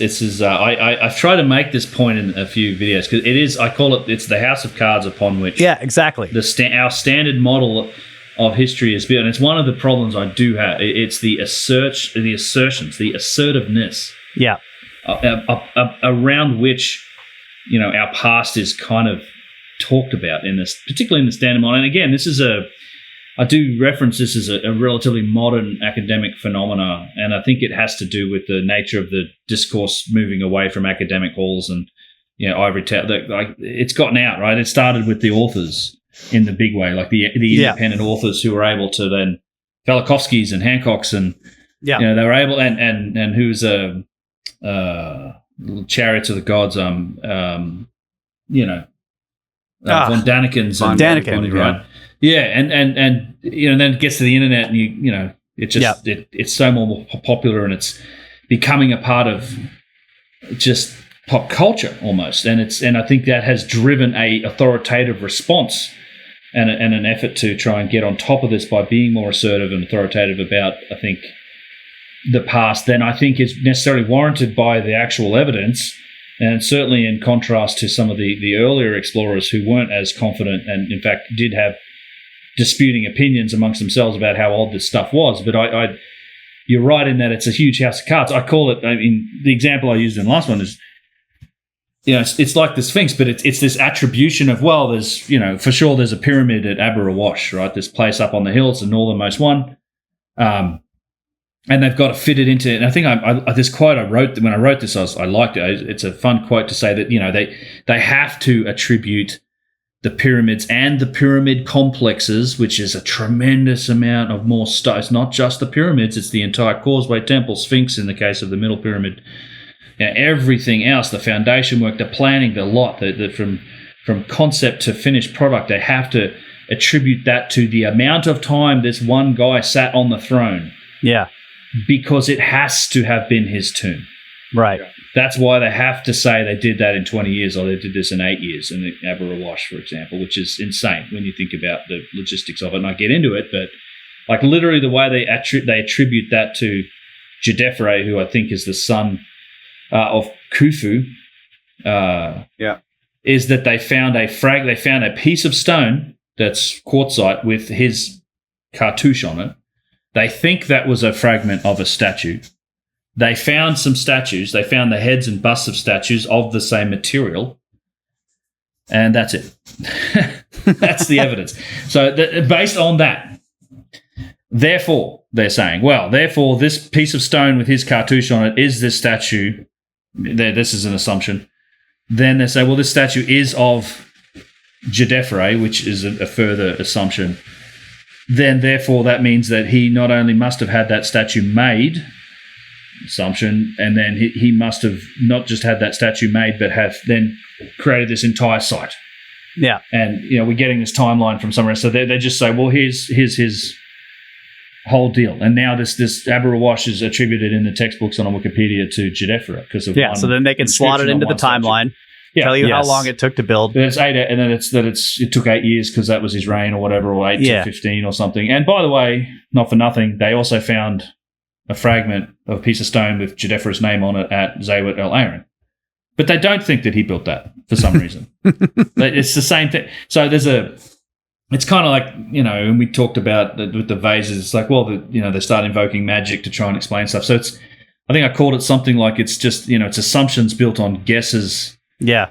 Built on, it's assertions built on assumptions that are built on just straight up guesses. And when you knock out one of those pegs, and this is the challenge, right? That house of cards can come tumbling down. It's like when you, geez, I've been on about this for years, but it's if you admit that it's a spiral groove on the tubular drills, and it has all these implications of like, okay, the technology that's required to create a spiral groove into granite like that, it just eliminates all these other methods of doing it, or the machining marks mean something else, and it just changes everything, which is why I think it gets resisted. It just gets ignored in some cases. Yeah. Or, I mean, even worse, I've seen people literally flat out lie about it. Yeah, the whole thing can come tumbling down. So, wait a minute. I read an X post that you're the liar. Yeah, exactly.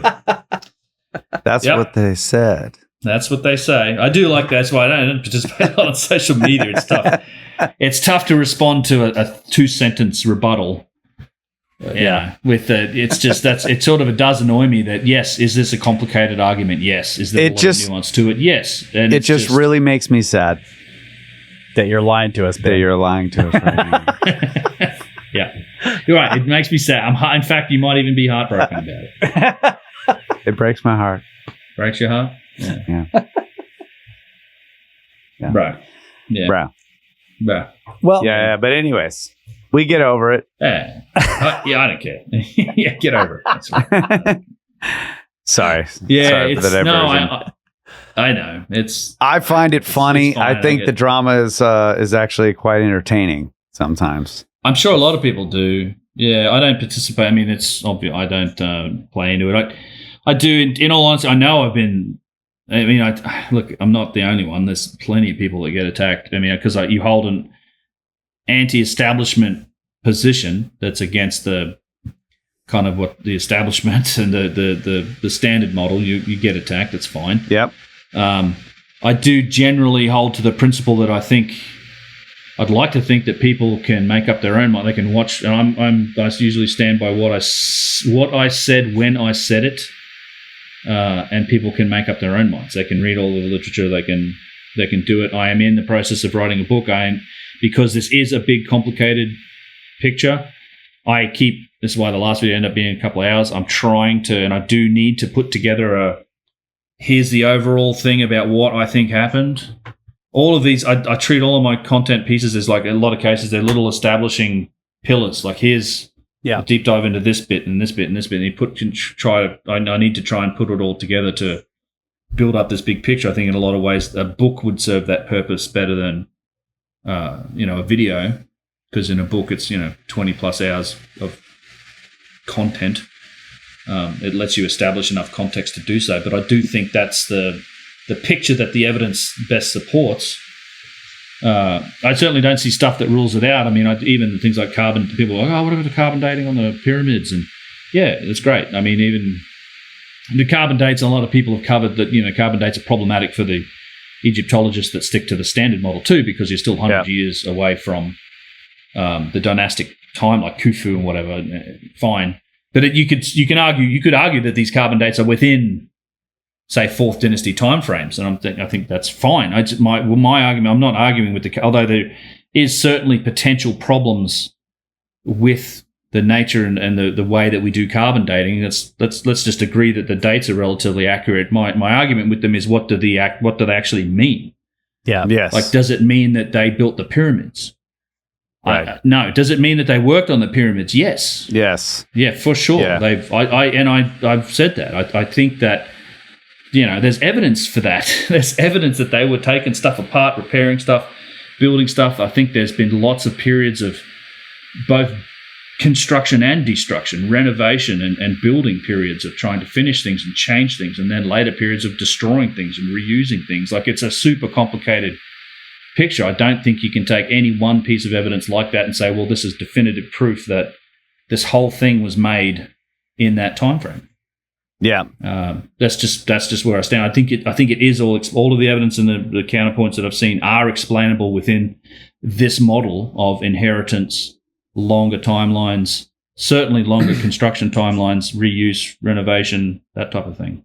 There's a principle in academia, at least in the physics department, but I think it spreads at least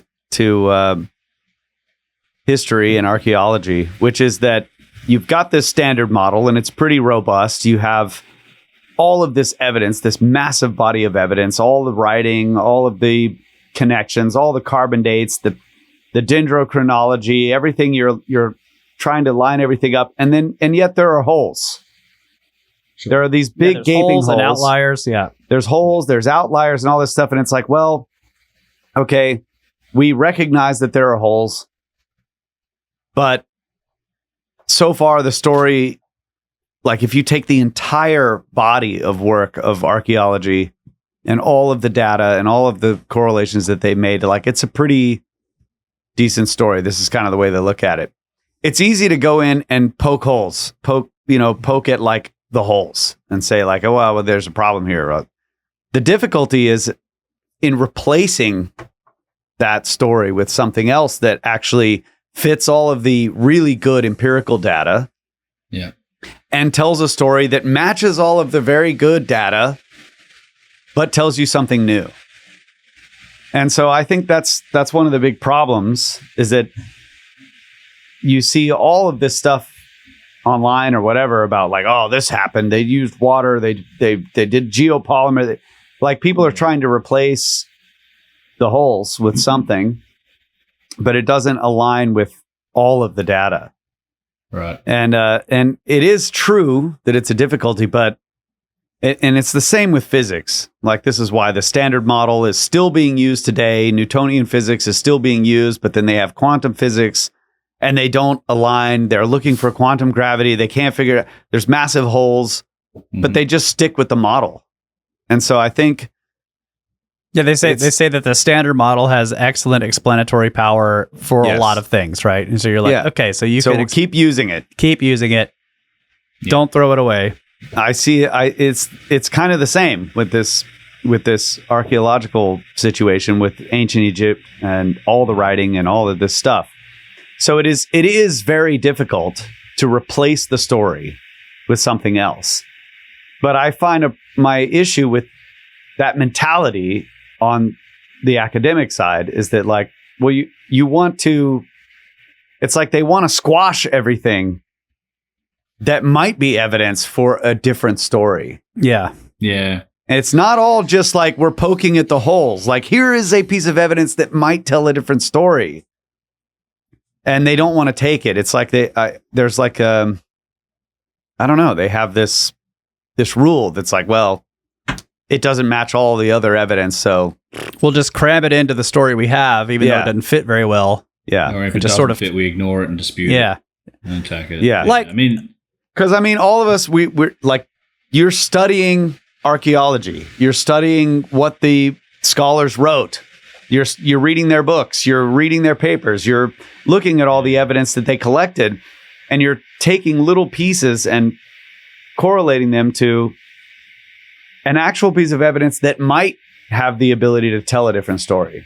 And that they want to squash too, which I don't think that's a good. I wish it wasn't like that. Me too. What I'm saying. Yeah, well said.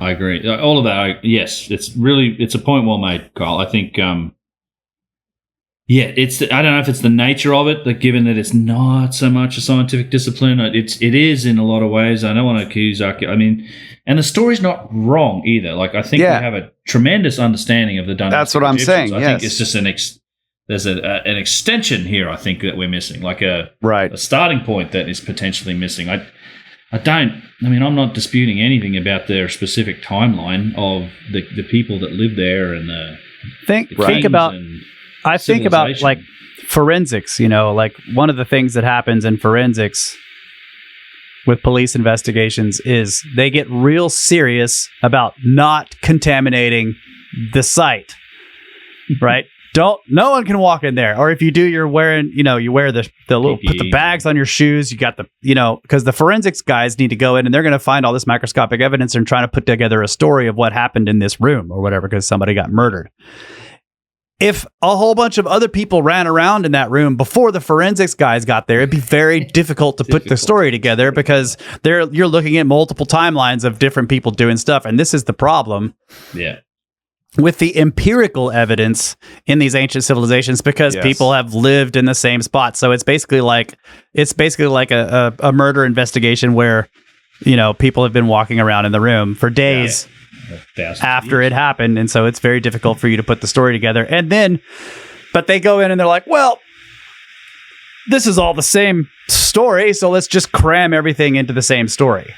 Yeah. When it's much more likely, I shouldn't say that. I say there is good evidence that maybe we need to separate some of these things. And, this is another thing we've said multiple times on this show, and people are like, well, if there was this ancient advanced civilization, show me the evidence. And it's like, it's everywhere. Yeah. It's been misattributed to like later cultures. Exactly. Misattributed, yeah.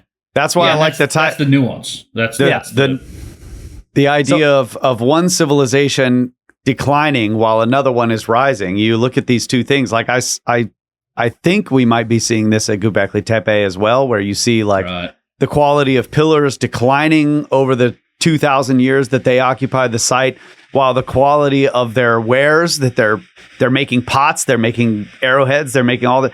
That's getting better. Yeah.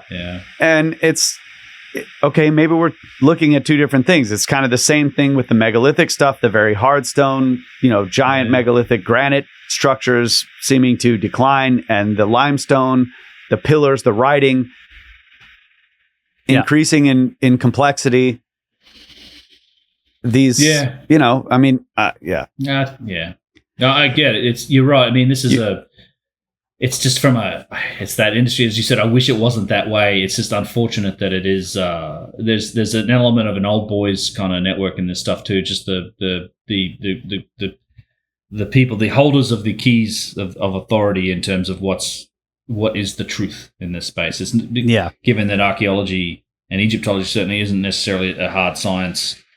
Although, again, I don't want to discredit and say that there's elements of hard science that are accepted. Like they do use geology, and the problem is I think they use a lot of that stuff in carbon dating when it suits them. Yeah. And if it doesn't suit them, then it's just old dirt, right? This is like Gunung Padang, great example. Of Flint Dibble going out and discrediting the core samples from the only guy who's dug more than like a foot down in the ground, by the way, at Gunung Padang, and saying, well, that's just old dirt. It's old dirt. Never mind, it's organic samples retrieved from what looks like stuff inside a structure. I can guarantee you the same thing's going to happen with whatever the result. I mean, it depends on the result of when they do carbon date that material at Sacsayhuaman, where they dug up at the base of that wall. Yeah. And they're saying, hey, we took samples. So if it comes back as being within the timeline, that's how I see this matches our timeline. And if it comes back as being way older, they say, well, that's just, I guarantee you, they'll just say, well, this is just old dirt, be the response. Yeah. So they do, stuff gets used when it suits. But I mean, personally, a major criticism I've had for a long time is that there's whole disciplines of science, and particularly engineering, that just gets ignored. Like there are, I do wish that the science became a bit more multidisciplinary in nature, and it did embrace some more of the engineering. It is. I mean, that's it's happening right now. Like that's why I'm optimistic about it. It's like all of this stuff is actually forcing that to happen.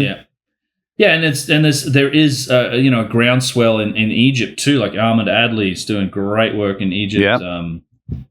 This is he's been doing just on fire with his Arabic publication. Ahmed Adley's an Egyptian engineer who I've as friends with Chris Dunn. I also know him producing incredible material. And there are efforts underway within the Egyptology groups to embrace some of these aspects. He's been working hard at that. I know he's been on the bandwagon recently. I didn't know this, that Adam had put up with the Artifact Foundation had actually put up a price. He'd said, hey, anyone who wants to make, for all the people, hey, you can make these by hand. He'd put up $25,000 to say, hey, somebody make one of these vases.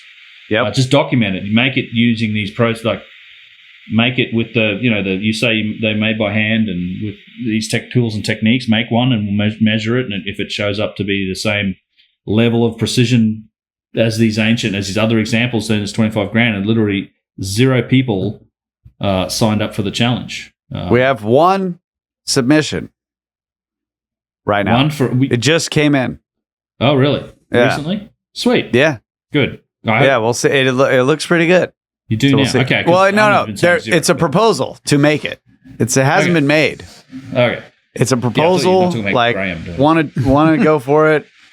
Gonna use these tools. Looking pretty good. Yeah. Don't be breaking elbows.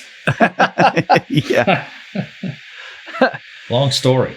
But we need both. So the other thing that's cool is that one of the guys that came on the tour is literally making them with modern tools. Yeah, Graham. Yeah. Documenting everything. Graham made one out of aluminum. Yeah. And it's amazing. I've only seen pictures. I haven't held it, but said it was insanely hard to make. He did a replica of the OG vase, right? Incredibly expensive, time-wise, machines, tooling. Yeah.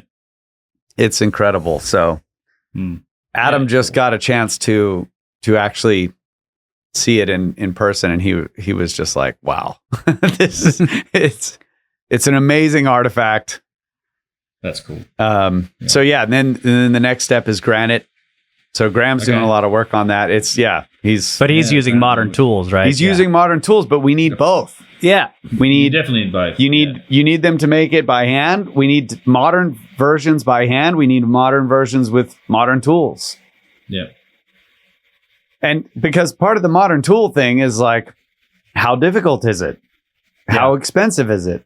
How much time does it take? Because a lot of the arguments about these ones in the private market is that they're fakes, and they were fakes from the, the 80s or 60s, or the 60s or something like that. And it's like, well, how much would this have cost? I mean, we've talked to machinists that are just like, dude, it like in the 60s or in the 70s or 80s, like there may have been one machine that could have made that, and that its time was so valuable that if you're going to sell it, you're going to sell it to somebody for a couple $100 later. Like this is a losing proposition. That has been my perspective on that same thing as well. For a long and time. So the idea is, well, how easy is it to make something like that now? Yeah. And can you do it cheaply enough, even at the elevated price of these artifacts? Yeah. Can you do it cheaply enough to make a profit? Yeah. An experiment, I'd say, that is pretty only much worth doing if you're actually replicating an ancient vase. Like a design from an ancient vase. And this is another thing. And a matching, when you talk about how you define precision, you're doing it by comparison with like a known precise artifact that was manufactured at some point somehow. As opposed to, let's say, making up your own design and then defining precision as perfectly based on only things like circularity, and then having a Chinese company make them on a lathe that specializes in delivering circularity of an abstract design that you made up yourself, and then getting those vases back, declaring victory that is somehow a victory over a statement that people have been making who said that you could never make them in the modern time, which is certainly not a position I've ever held. And then selling those vases for money. I don't know. Just as a hypothetical. I wouldn't recommend going down that route. I think if you want to actually figure out how to make them, you should probably replicate a real known artifact and measure it in comparison to that artifact. Just my idea. I don't know why anyone would even do what you just suggested, but I will say this: to replicate a modern artifact or an ancient artifact, first you must scan it. You have to get it. How do you replicate an ancient artifact? Exactly. Yeah. First, you have to get an exact 3D model. Yeah, nice. Now, one of the big problems is, can you scan the outside and the inside? Inside together. Can you CT scan it? Let's see.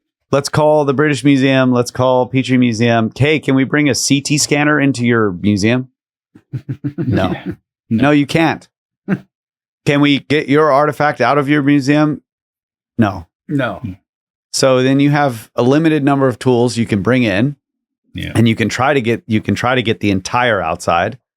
That might be hard. Some people have only scanned like the top. Then they flipped it over and scanned the bottom. And then they just on a computer were like, yeah. Match it together. Yeah. And then how do you get the inside?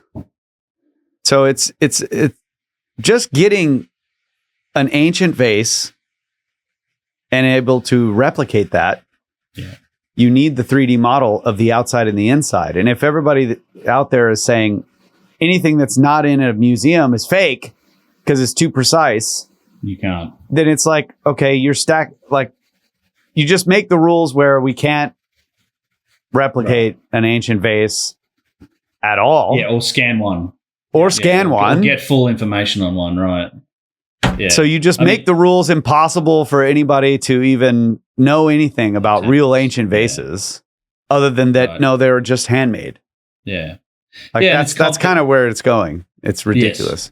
Yes. Yeah. And I mean, I also, and while I do think there's certainly places that we have to start when we try to define things like precision, and I'd say there's been some good work done on that category of categorizing vases and starting with an early definition of precision that certainly has something to do with circularity, right? Centering, how circular is it, the real mean square area of its centering and all that sort of stuff.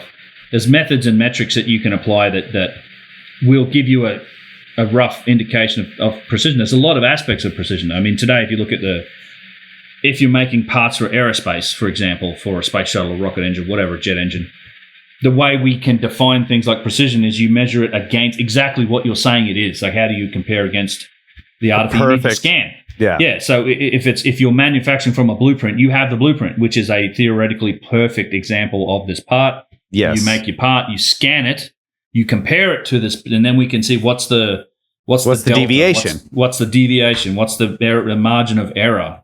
And is it within tolerance? What's the tolerance level? Right. We can do that. But when you just have the artifact, you have to in some extent reverse engineer this thing.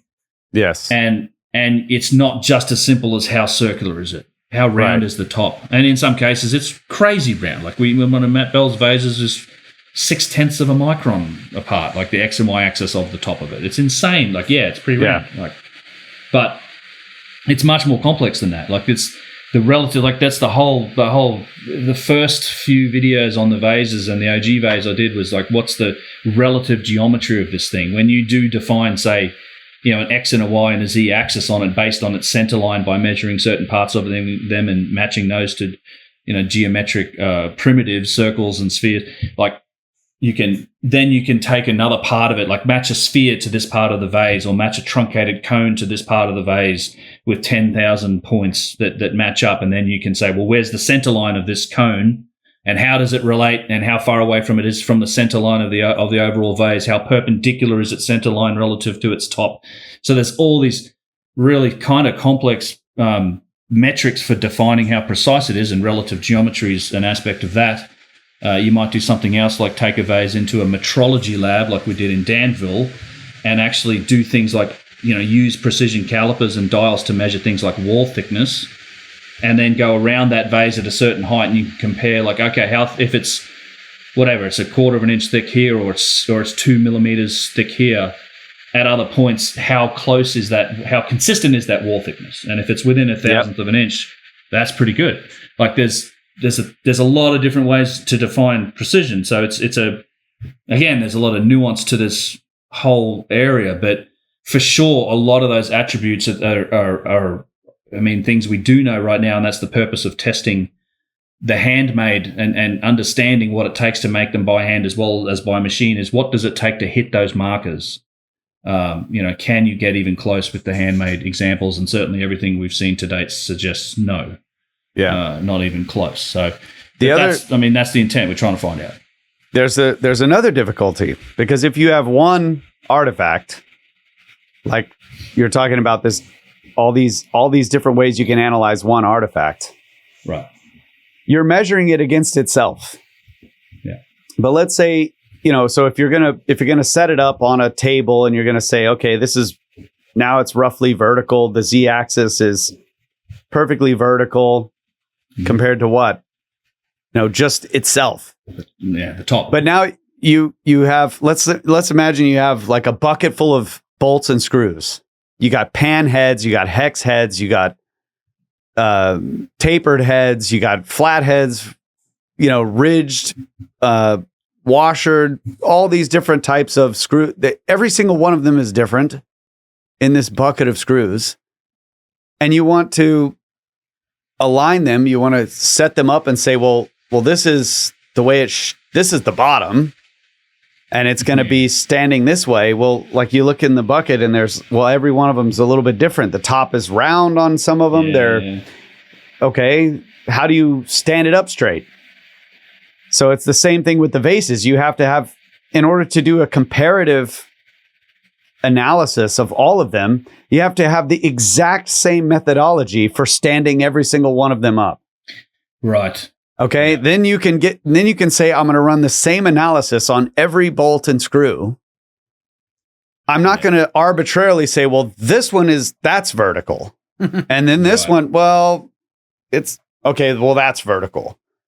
So now, because that introduces some arbitrary judgment.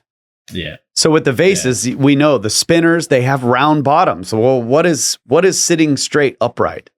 Yeah. The ones that have flat bottoms, there are just so many different types. Pointed. So some of them are pointed on the bottom. Some of them are pointed. Yeah, some of them are pointed, right. Yeah. So now you flip that one. Oh, I can't stand it up here. So I'm going to flip it on its head and I'm going to scan it and I'm going to use some arbitrary, well, that's vertical. Well, no, that was the top.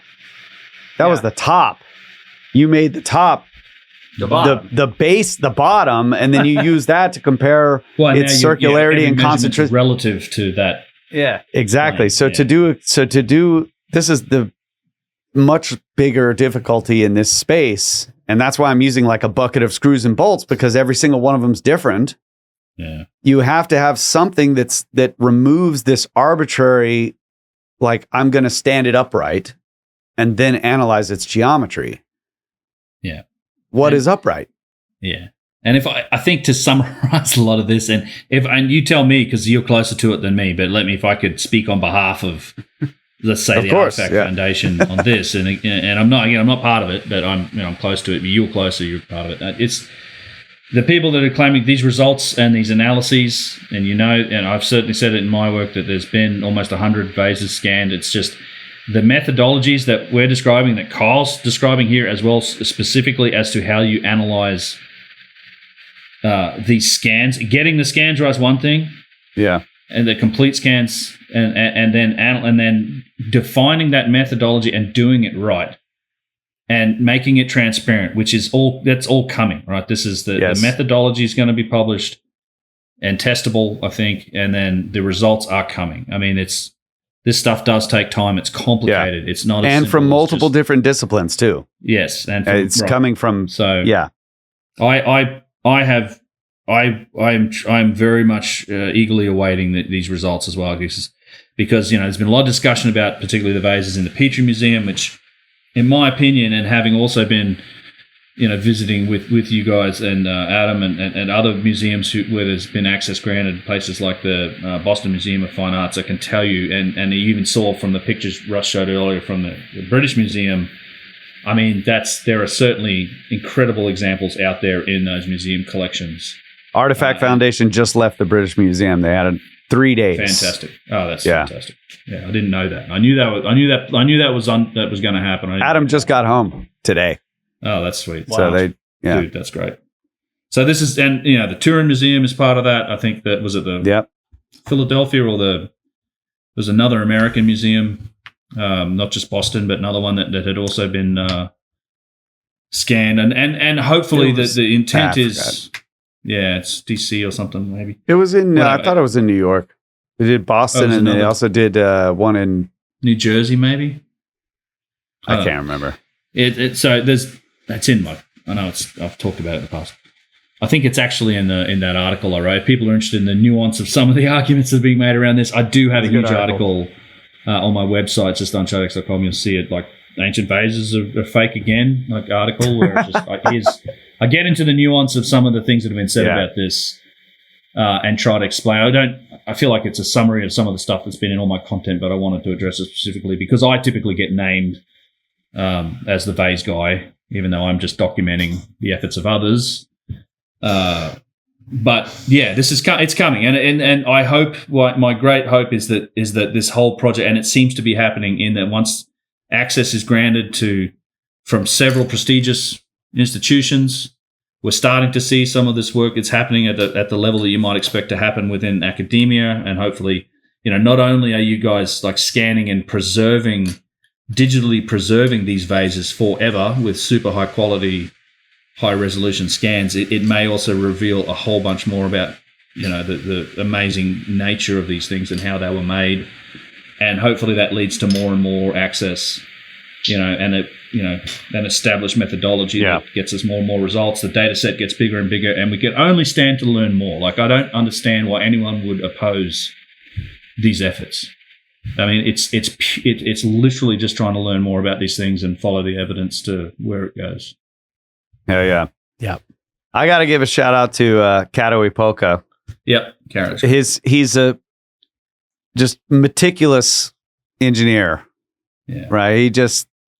He has slaved over this script, essentially, that he's right. The algorithm that's going to do the same exact analysis on every different nut and bolt in the bucket, so that there's no bias introduced. It's quite amazing. So he's doing a lot of work on that front. Ancient Technology Podcast, I think is the name of his channel, Karo Ipoka. I should have mentioned him actually because I had Chris King. I was talking about Chris King quite a bit in my last video on Aberration, and Karo, we sat down with Chris and done some pretty extensive podcasts with him. He's got great. If people want to hear more from Chris King, Karo, his podcast is the place to go. Yeah. And Chris has, Chris's mind and eye for this type of stuff. Amazing. I know that he's contributed a whole lot to that exact same. The big hurdle was that process. What is can you make an algorithm that will treat every vase the same, even though they're all different, so far as we know? Yeah. And do the analysis properly. And Chris King was a part of that. Adam, Katoe, these guys are kicking ass. I was just carrying stuff. I took some pictures. I did some photogrammetry, which actually I carried some things. Yeah, Russ saved our asses. No, but the photogrammetry is another part and there's other people. I mean, there's a lot of people contributing to this, and it's all going to come out at some point when it's ready. Great work. When it's ready and robust and irrefutable. And we're getting close to the end here, and I would pose the question, like, what is so bad about the idea of a precursor civilization? Like, how would this destroy archaeology? Like, if you just say, oh, look, there's actually an older civilization. It's racist. Yeah, maybe that's it. It could. I do think that there are political considerations. I mean, there absolutely are. I mean, like, bro, we're in the golden age. Yeah. Okay. There can't have been a previous one that fell, because this is. I know. I'm just saying, but it. And there's like, think of I think what Petrie was trying to say was, what if the ancient Egyptians, the dynastic ones, were just far more advanced than we give them credit for?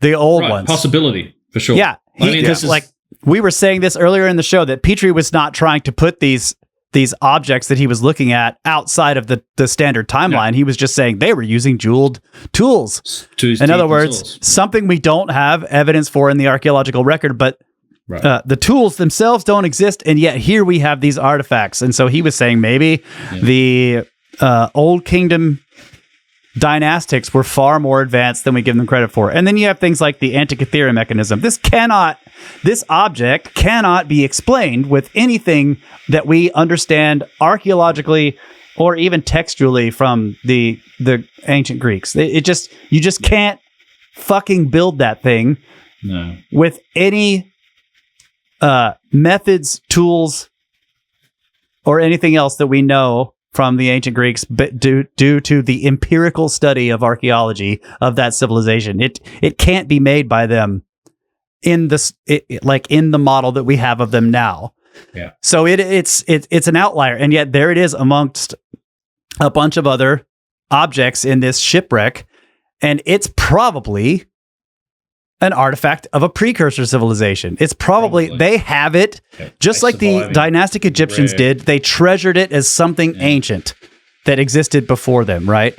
Which you would totally do if you had it. Yeah. I mean, it's why we found ancient vases in Syria like 2000, you know what I mean? They buried some other thing in Syria like thousands of years after the Old Kingdom. And then, people treasured them.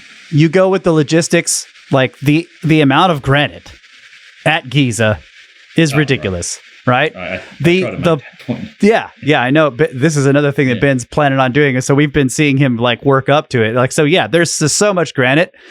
Even if you say, well, they could put these things on sleds and push them around. I'm sorry, there's too much. Yeah. There's too much granite that had to be cut and fitted and moved and quarried. And then, you know, just you go with the size. There are some statues in Egypt that are just too fucking big. You know, the Baalbek blocks, they're too big. They're too big. No one can move them. No, not with primitive methods or anything else. I mean, it's just, no one's done like not with primitive methods. That's the trick and there's no road, right? Even then you see this in Peru as well. They're like, where was the road for Baalbek? Here's the quarry. There's not really a fucking road. If we were going to move those things today, we'd build a gigantic highway. There'd be a place to get, you'd have to build something to transport the block. We could do it, but we would have to build a whole bunch of special stuff. In Peru, it's the same thing. They're moving enormous blocks from a mountain down to the valley and back up a mountain. And there's not really a good road. It's just the place going down used the to be called, in the ancient tongue, it was called ball bearing. Ball bearing. That's how they got it over there. Just roll them on balls. And slowly over time. So it's the same thing. You go back to Egypt, the unfinished obelisk. How were they planning to move this? Somebody was cutting that thing out because they were like, we can move it. We'll be able to. How you get it out of the trench. Yeah. Do that. So Show me there's that. plenty of anomalies. You float it with liquid mercury. Yeah, that obviously. Point to... Yeah, liquid mercury, you can float the thing down. On a 30-degree angle. Yeah. Interesting. So there's plenty of anomalies in precision, in logistics, in just, moving enormous tonnage, transporting things over places where, like, we know it must have been moved from here to there, and yet there's no road. There's no path that was made to transport these things, and it's not just in Egypt. There's lots of it. It's concentrated in Egypt, but this stuff exists in multiple places around the world, and these are the things that people like us say, this points to a precursor civilization that was far more advanced than these cultures that came later, found their stuff, and tried to emulate them. Right. I don't think this is a huge problematic idea. And then you have, like, the last thing I wanted to bring up is Hamlet's Mill. So we mentioned, like, Velikovsky is working from the myths. Ben, in some cases, is working from the myths. Graham Hancock was certainly working from the myths. He did a lot of research into the mythology of the various cultures that he went to around the world. And he was finding that in their stories, they're like, there were these really old people, either the gods or the giants or what. They came from the sky. They came from somewhere else. They came across the oceans. They taught things or they built amazing things, and then they went away, right? In Hamlet's Mill, they're saying the actual knowledge of the precession of the equinoxes informs mythologies of cultures around the world, and that information, which is difficult to find without real science, comes from so far in prehistory that it must have been a precursor civilization. And that's academic. That book is purely it's two academics writing a book, and it's just totally ignored. So, like, this was, Ben was saying. Yeah. That when there's really strong evidence for a precursor civilization, they're just like, well, it's just, I'm not going to even look at that. Yeah. Right? They're not even going to look at the evidence. So I think that this is just one of those things where, my question of, like, when is the story going to change? What is it going to take? Yeah. I think that they're. I think it's going to take the next generation. It may take the next generation. So that's what I'm like. Look, if you're a young guy out there, you know, you're leaving high school, you're going to college, you're inspired by these ideas, and you want to become an archaeologist or an anthropologist to get into this stuff. Go work for a quarry. Go work for a builder. Yeah. Look at how builders treat architects.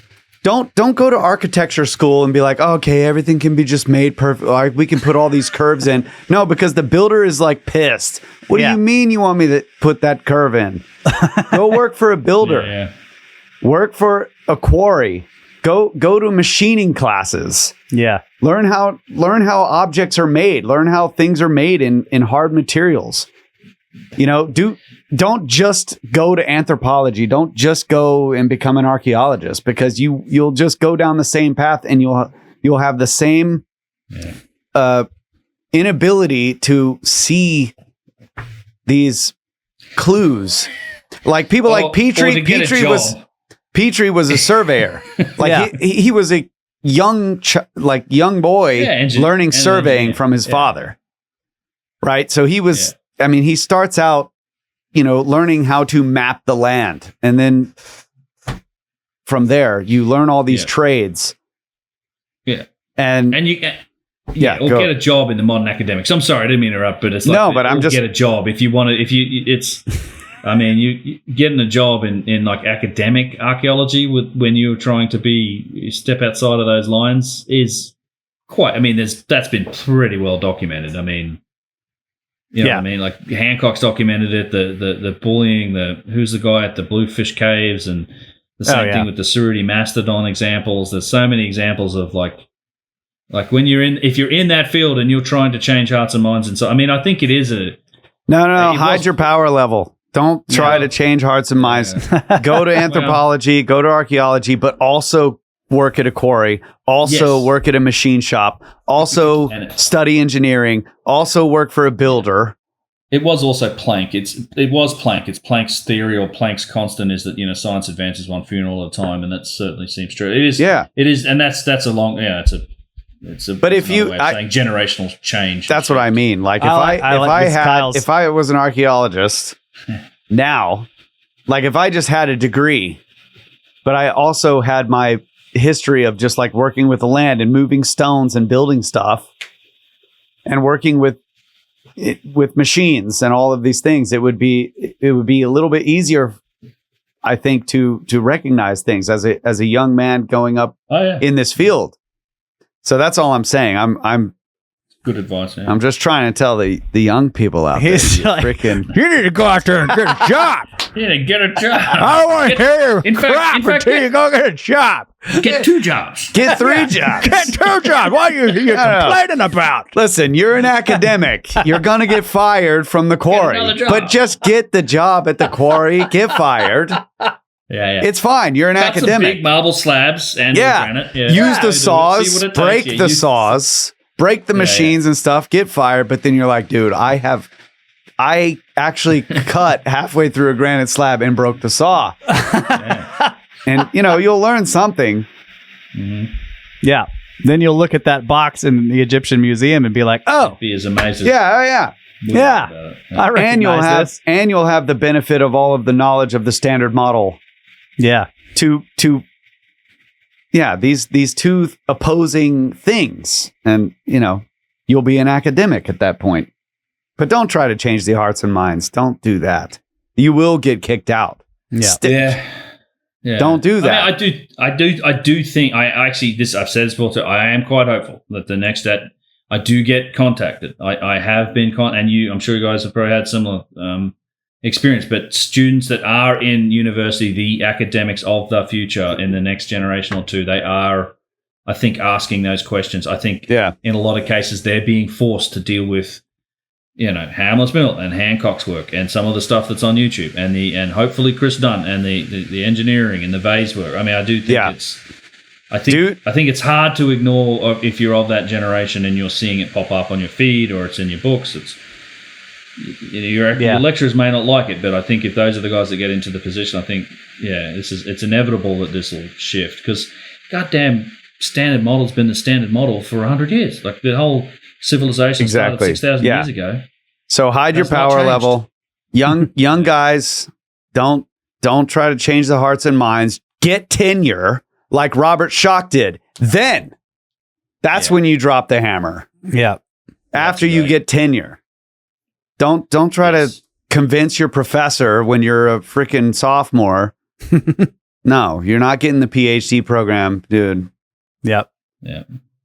So, you got to play the game. Play the game. Notice the evidence. Go get the job at the machine shop to pay for, the bills and stuff, sort of. Get fired. Seriously, though. Honestly, I mean, it's funny, but I'm serious. Like, this is what we need. Look at Petrie. Like, Petrie knew all the trades, dude. He knew all the trades. Yeah. Yeah. And you're right. This is why he was able to see these things. So, yeah, we're doing a bit of an end run. I feel like there's still a bit of an end run happening around. I don't know how relevant. I mean, it's got. I would like to see the academic side of it change too. I'm just at the point where I'm not sure I need them. I'm not that interested in. I mean, I don't think putting my name on a scientific paper about anything around Vase related stuff would help. I just think it's just fodder for. Criticism. I'm not saying it's the necessary. lunatic who says it's all ancient. Yeah, well, you got your lane, bro. It's cool. Sure, I know that, but I'm not saying you need them or we need them or whatever. Like we're obviously working on this in our own heads and together cooperatively with other people doing this. But imagine if you had like the institutional pressure of archaeology actually like, okay, let's actually look into this idea. Take it seriously and go after it. That's what you want because, like, what we want is the truth, the story. We want the real story. Yeah. So and that's what we're asking so we're fucking young people. We're like, get a job and do this for us. Get 2 jobs and then do it for us. 3 jobs. Yeah. That's what I'm saying is like what I want is the story, and it will require like the cooperative efforts of many people, like institutionally is when you can really dig this stuff out and dig some stuff up. Like this kind of history is important. Like now, obviously, it's gonna be foggy no matter what because a lot of the forensic information is just gone. And it's gone for all of the reasons you stated before, the cataclysms that have happened in the human timeline. And I don't think that we're looking at one precursor civilization either. It seems obvious in Peru that there were 2. Mm-hmm. And the Egyptians also kind of give the idea that there were 2. You have the first time, the Zep Tepi, whatever you want to call it, when the gods I have never heard of this. I've never heard of it. When the gods themselves founded Egypt. Tep-Zepi? Tep-Zepi. And then you have the next period of the Shimsu Hor, the followers of the sons of Horus. Yeah. So they're already implying like we had this incredibly ancient period of the gods. This is like the idea of like these were the most advanced. Then you have people who they call the followers of the sons of Horus. So now we're many levels down below being gods, but they were still doing amazing things. Yeah. And then we get to the timeline of the human kings, right? So Hanan Pacha. Yep. Urim Pacha. Urim Pacha. In Peru. Yeah. So there's at least 2 there. And Ikun Pacha being the dynastic. That's the Inca. Right. Yeah. So there's 2. There's 2. I'm talking about 2. There's 2 precursor civilizations in that list. Yeah. Yes. At least. So it would be fantastic to find, more evidence. And I think more evidence will come. I do think that there are still vaults. I mean, because there are vaults that have not been opened. I think that's the suggestion lately, isn't it? Giza and whatnot. Like, yeah. I mean, I hopefully we can start to dig some more. Maybe the labyrinth probably was one. Yeah, that stuff's happening. A vault that was found. Yeah. I mean, it does was seem clear that they were in there. Yeah. that's what it was for, right? I mean, that's what Herodotus is like. This is they stored everything here, and the lower level was restricted, off limits. Yes. Yeah. The restricted library. Yeah. Mm-hmm. That contained the tombs of the crocodile kings, the lizard people. Yeah. Come on. Yeah. Yeah. Well, I mean, the stuff that there seems to be some activity at Hawara now. Like, yeah, I think they're digging up the remains of Ptolemaic structures so far, but it's it looks great. I mean, I haven't spoken to anyone. I know I've seen what's going on out there. I haven't caught up with anyone about the specifics of it yet, but I'm glad to see that stuff is happening. Yeah, I would say that. I think there might be stuff in the Western Desert. Yeah, You know, if we're going to go back, there's going to be something major in the Western Desert where those inverted rivers are, because Yep. If we're gonna find something in Egypt, it's gonna have to be something that the Egyptians themselves, the dynastics, didn't find. Yeah, exactly. That would be cool. Yeah, like an Assyrian, another Assyrian that wasn't butchered. Yeah, exactly. Ugh. Don't tell me about it yet. Yep. and yes, and more news and reporting of things that we would really like to see happen. on our list of wishful thinking things. Yes. Meanwhile, we can keep going out and poking around the desert. Yep. It's what's happening. It's a big desert, as Yusuf says. That is a huge desert. Yes. Thank you, Yusuf. Yeah. I was going to say, come and see it with us. We're still going in December. We've got some spots available in December. We'll probably be doing another one March, April next year. I don't know yet, but for sure, December is open with a few spots left. It'll be an epic trip. Yep. If you're interested. Yeah, if you're interested. Links check below. Show notes. Yep. UnchartedX.com/primordial2026 if you want to see the details. Except if your name is Jansky. That last email, just don't even come.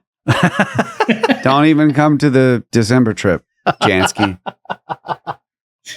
I need to check my email. Or is it one that was sent to you? Yeah. Don't worry about it. Okay. I just handled it. I won't. Just handled it. Thank you. Kyle is in charge. Yeah, so. Thanks, Ben. Yeah, thank you. Been a great time hanging out. Always a good chat. So thank you for the invite. This will UnchartedX.com. Indeed. And you can find them on YouTube. Just search UnchartedX. And thanks to everybody for following the Brothers of the Servant podcast and the UnchartedX viewers as well. We really appreciate all the support you guys give us in time, talent, treasure, and just eyeballs and ears. Thank you guys so much. We really appreciate it, and we love you. Always have. Right. Always will. Good night, Adamo. Get back to work. Yes. R.I.P. Dvorak. R.I.P. Dvorak. R.I.P. Dvorak. Yeah.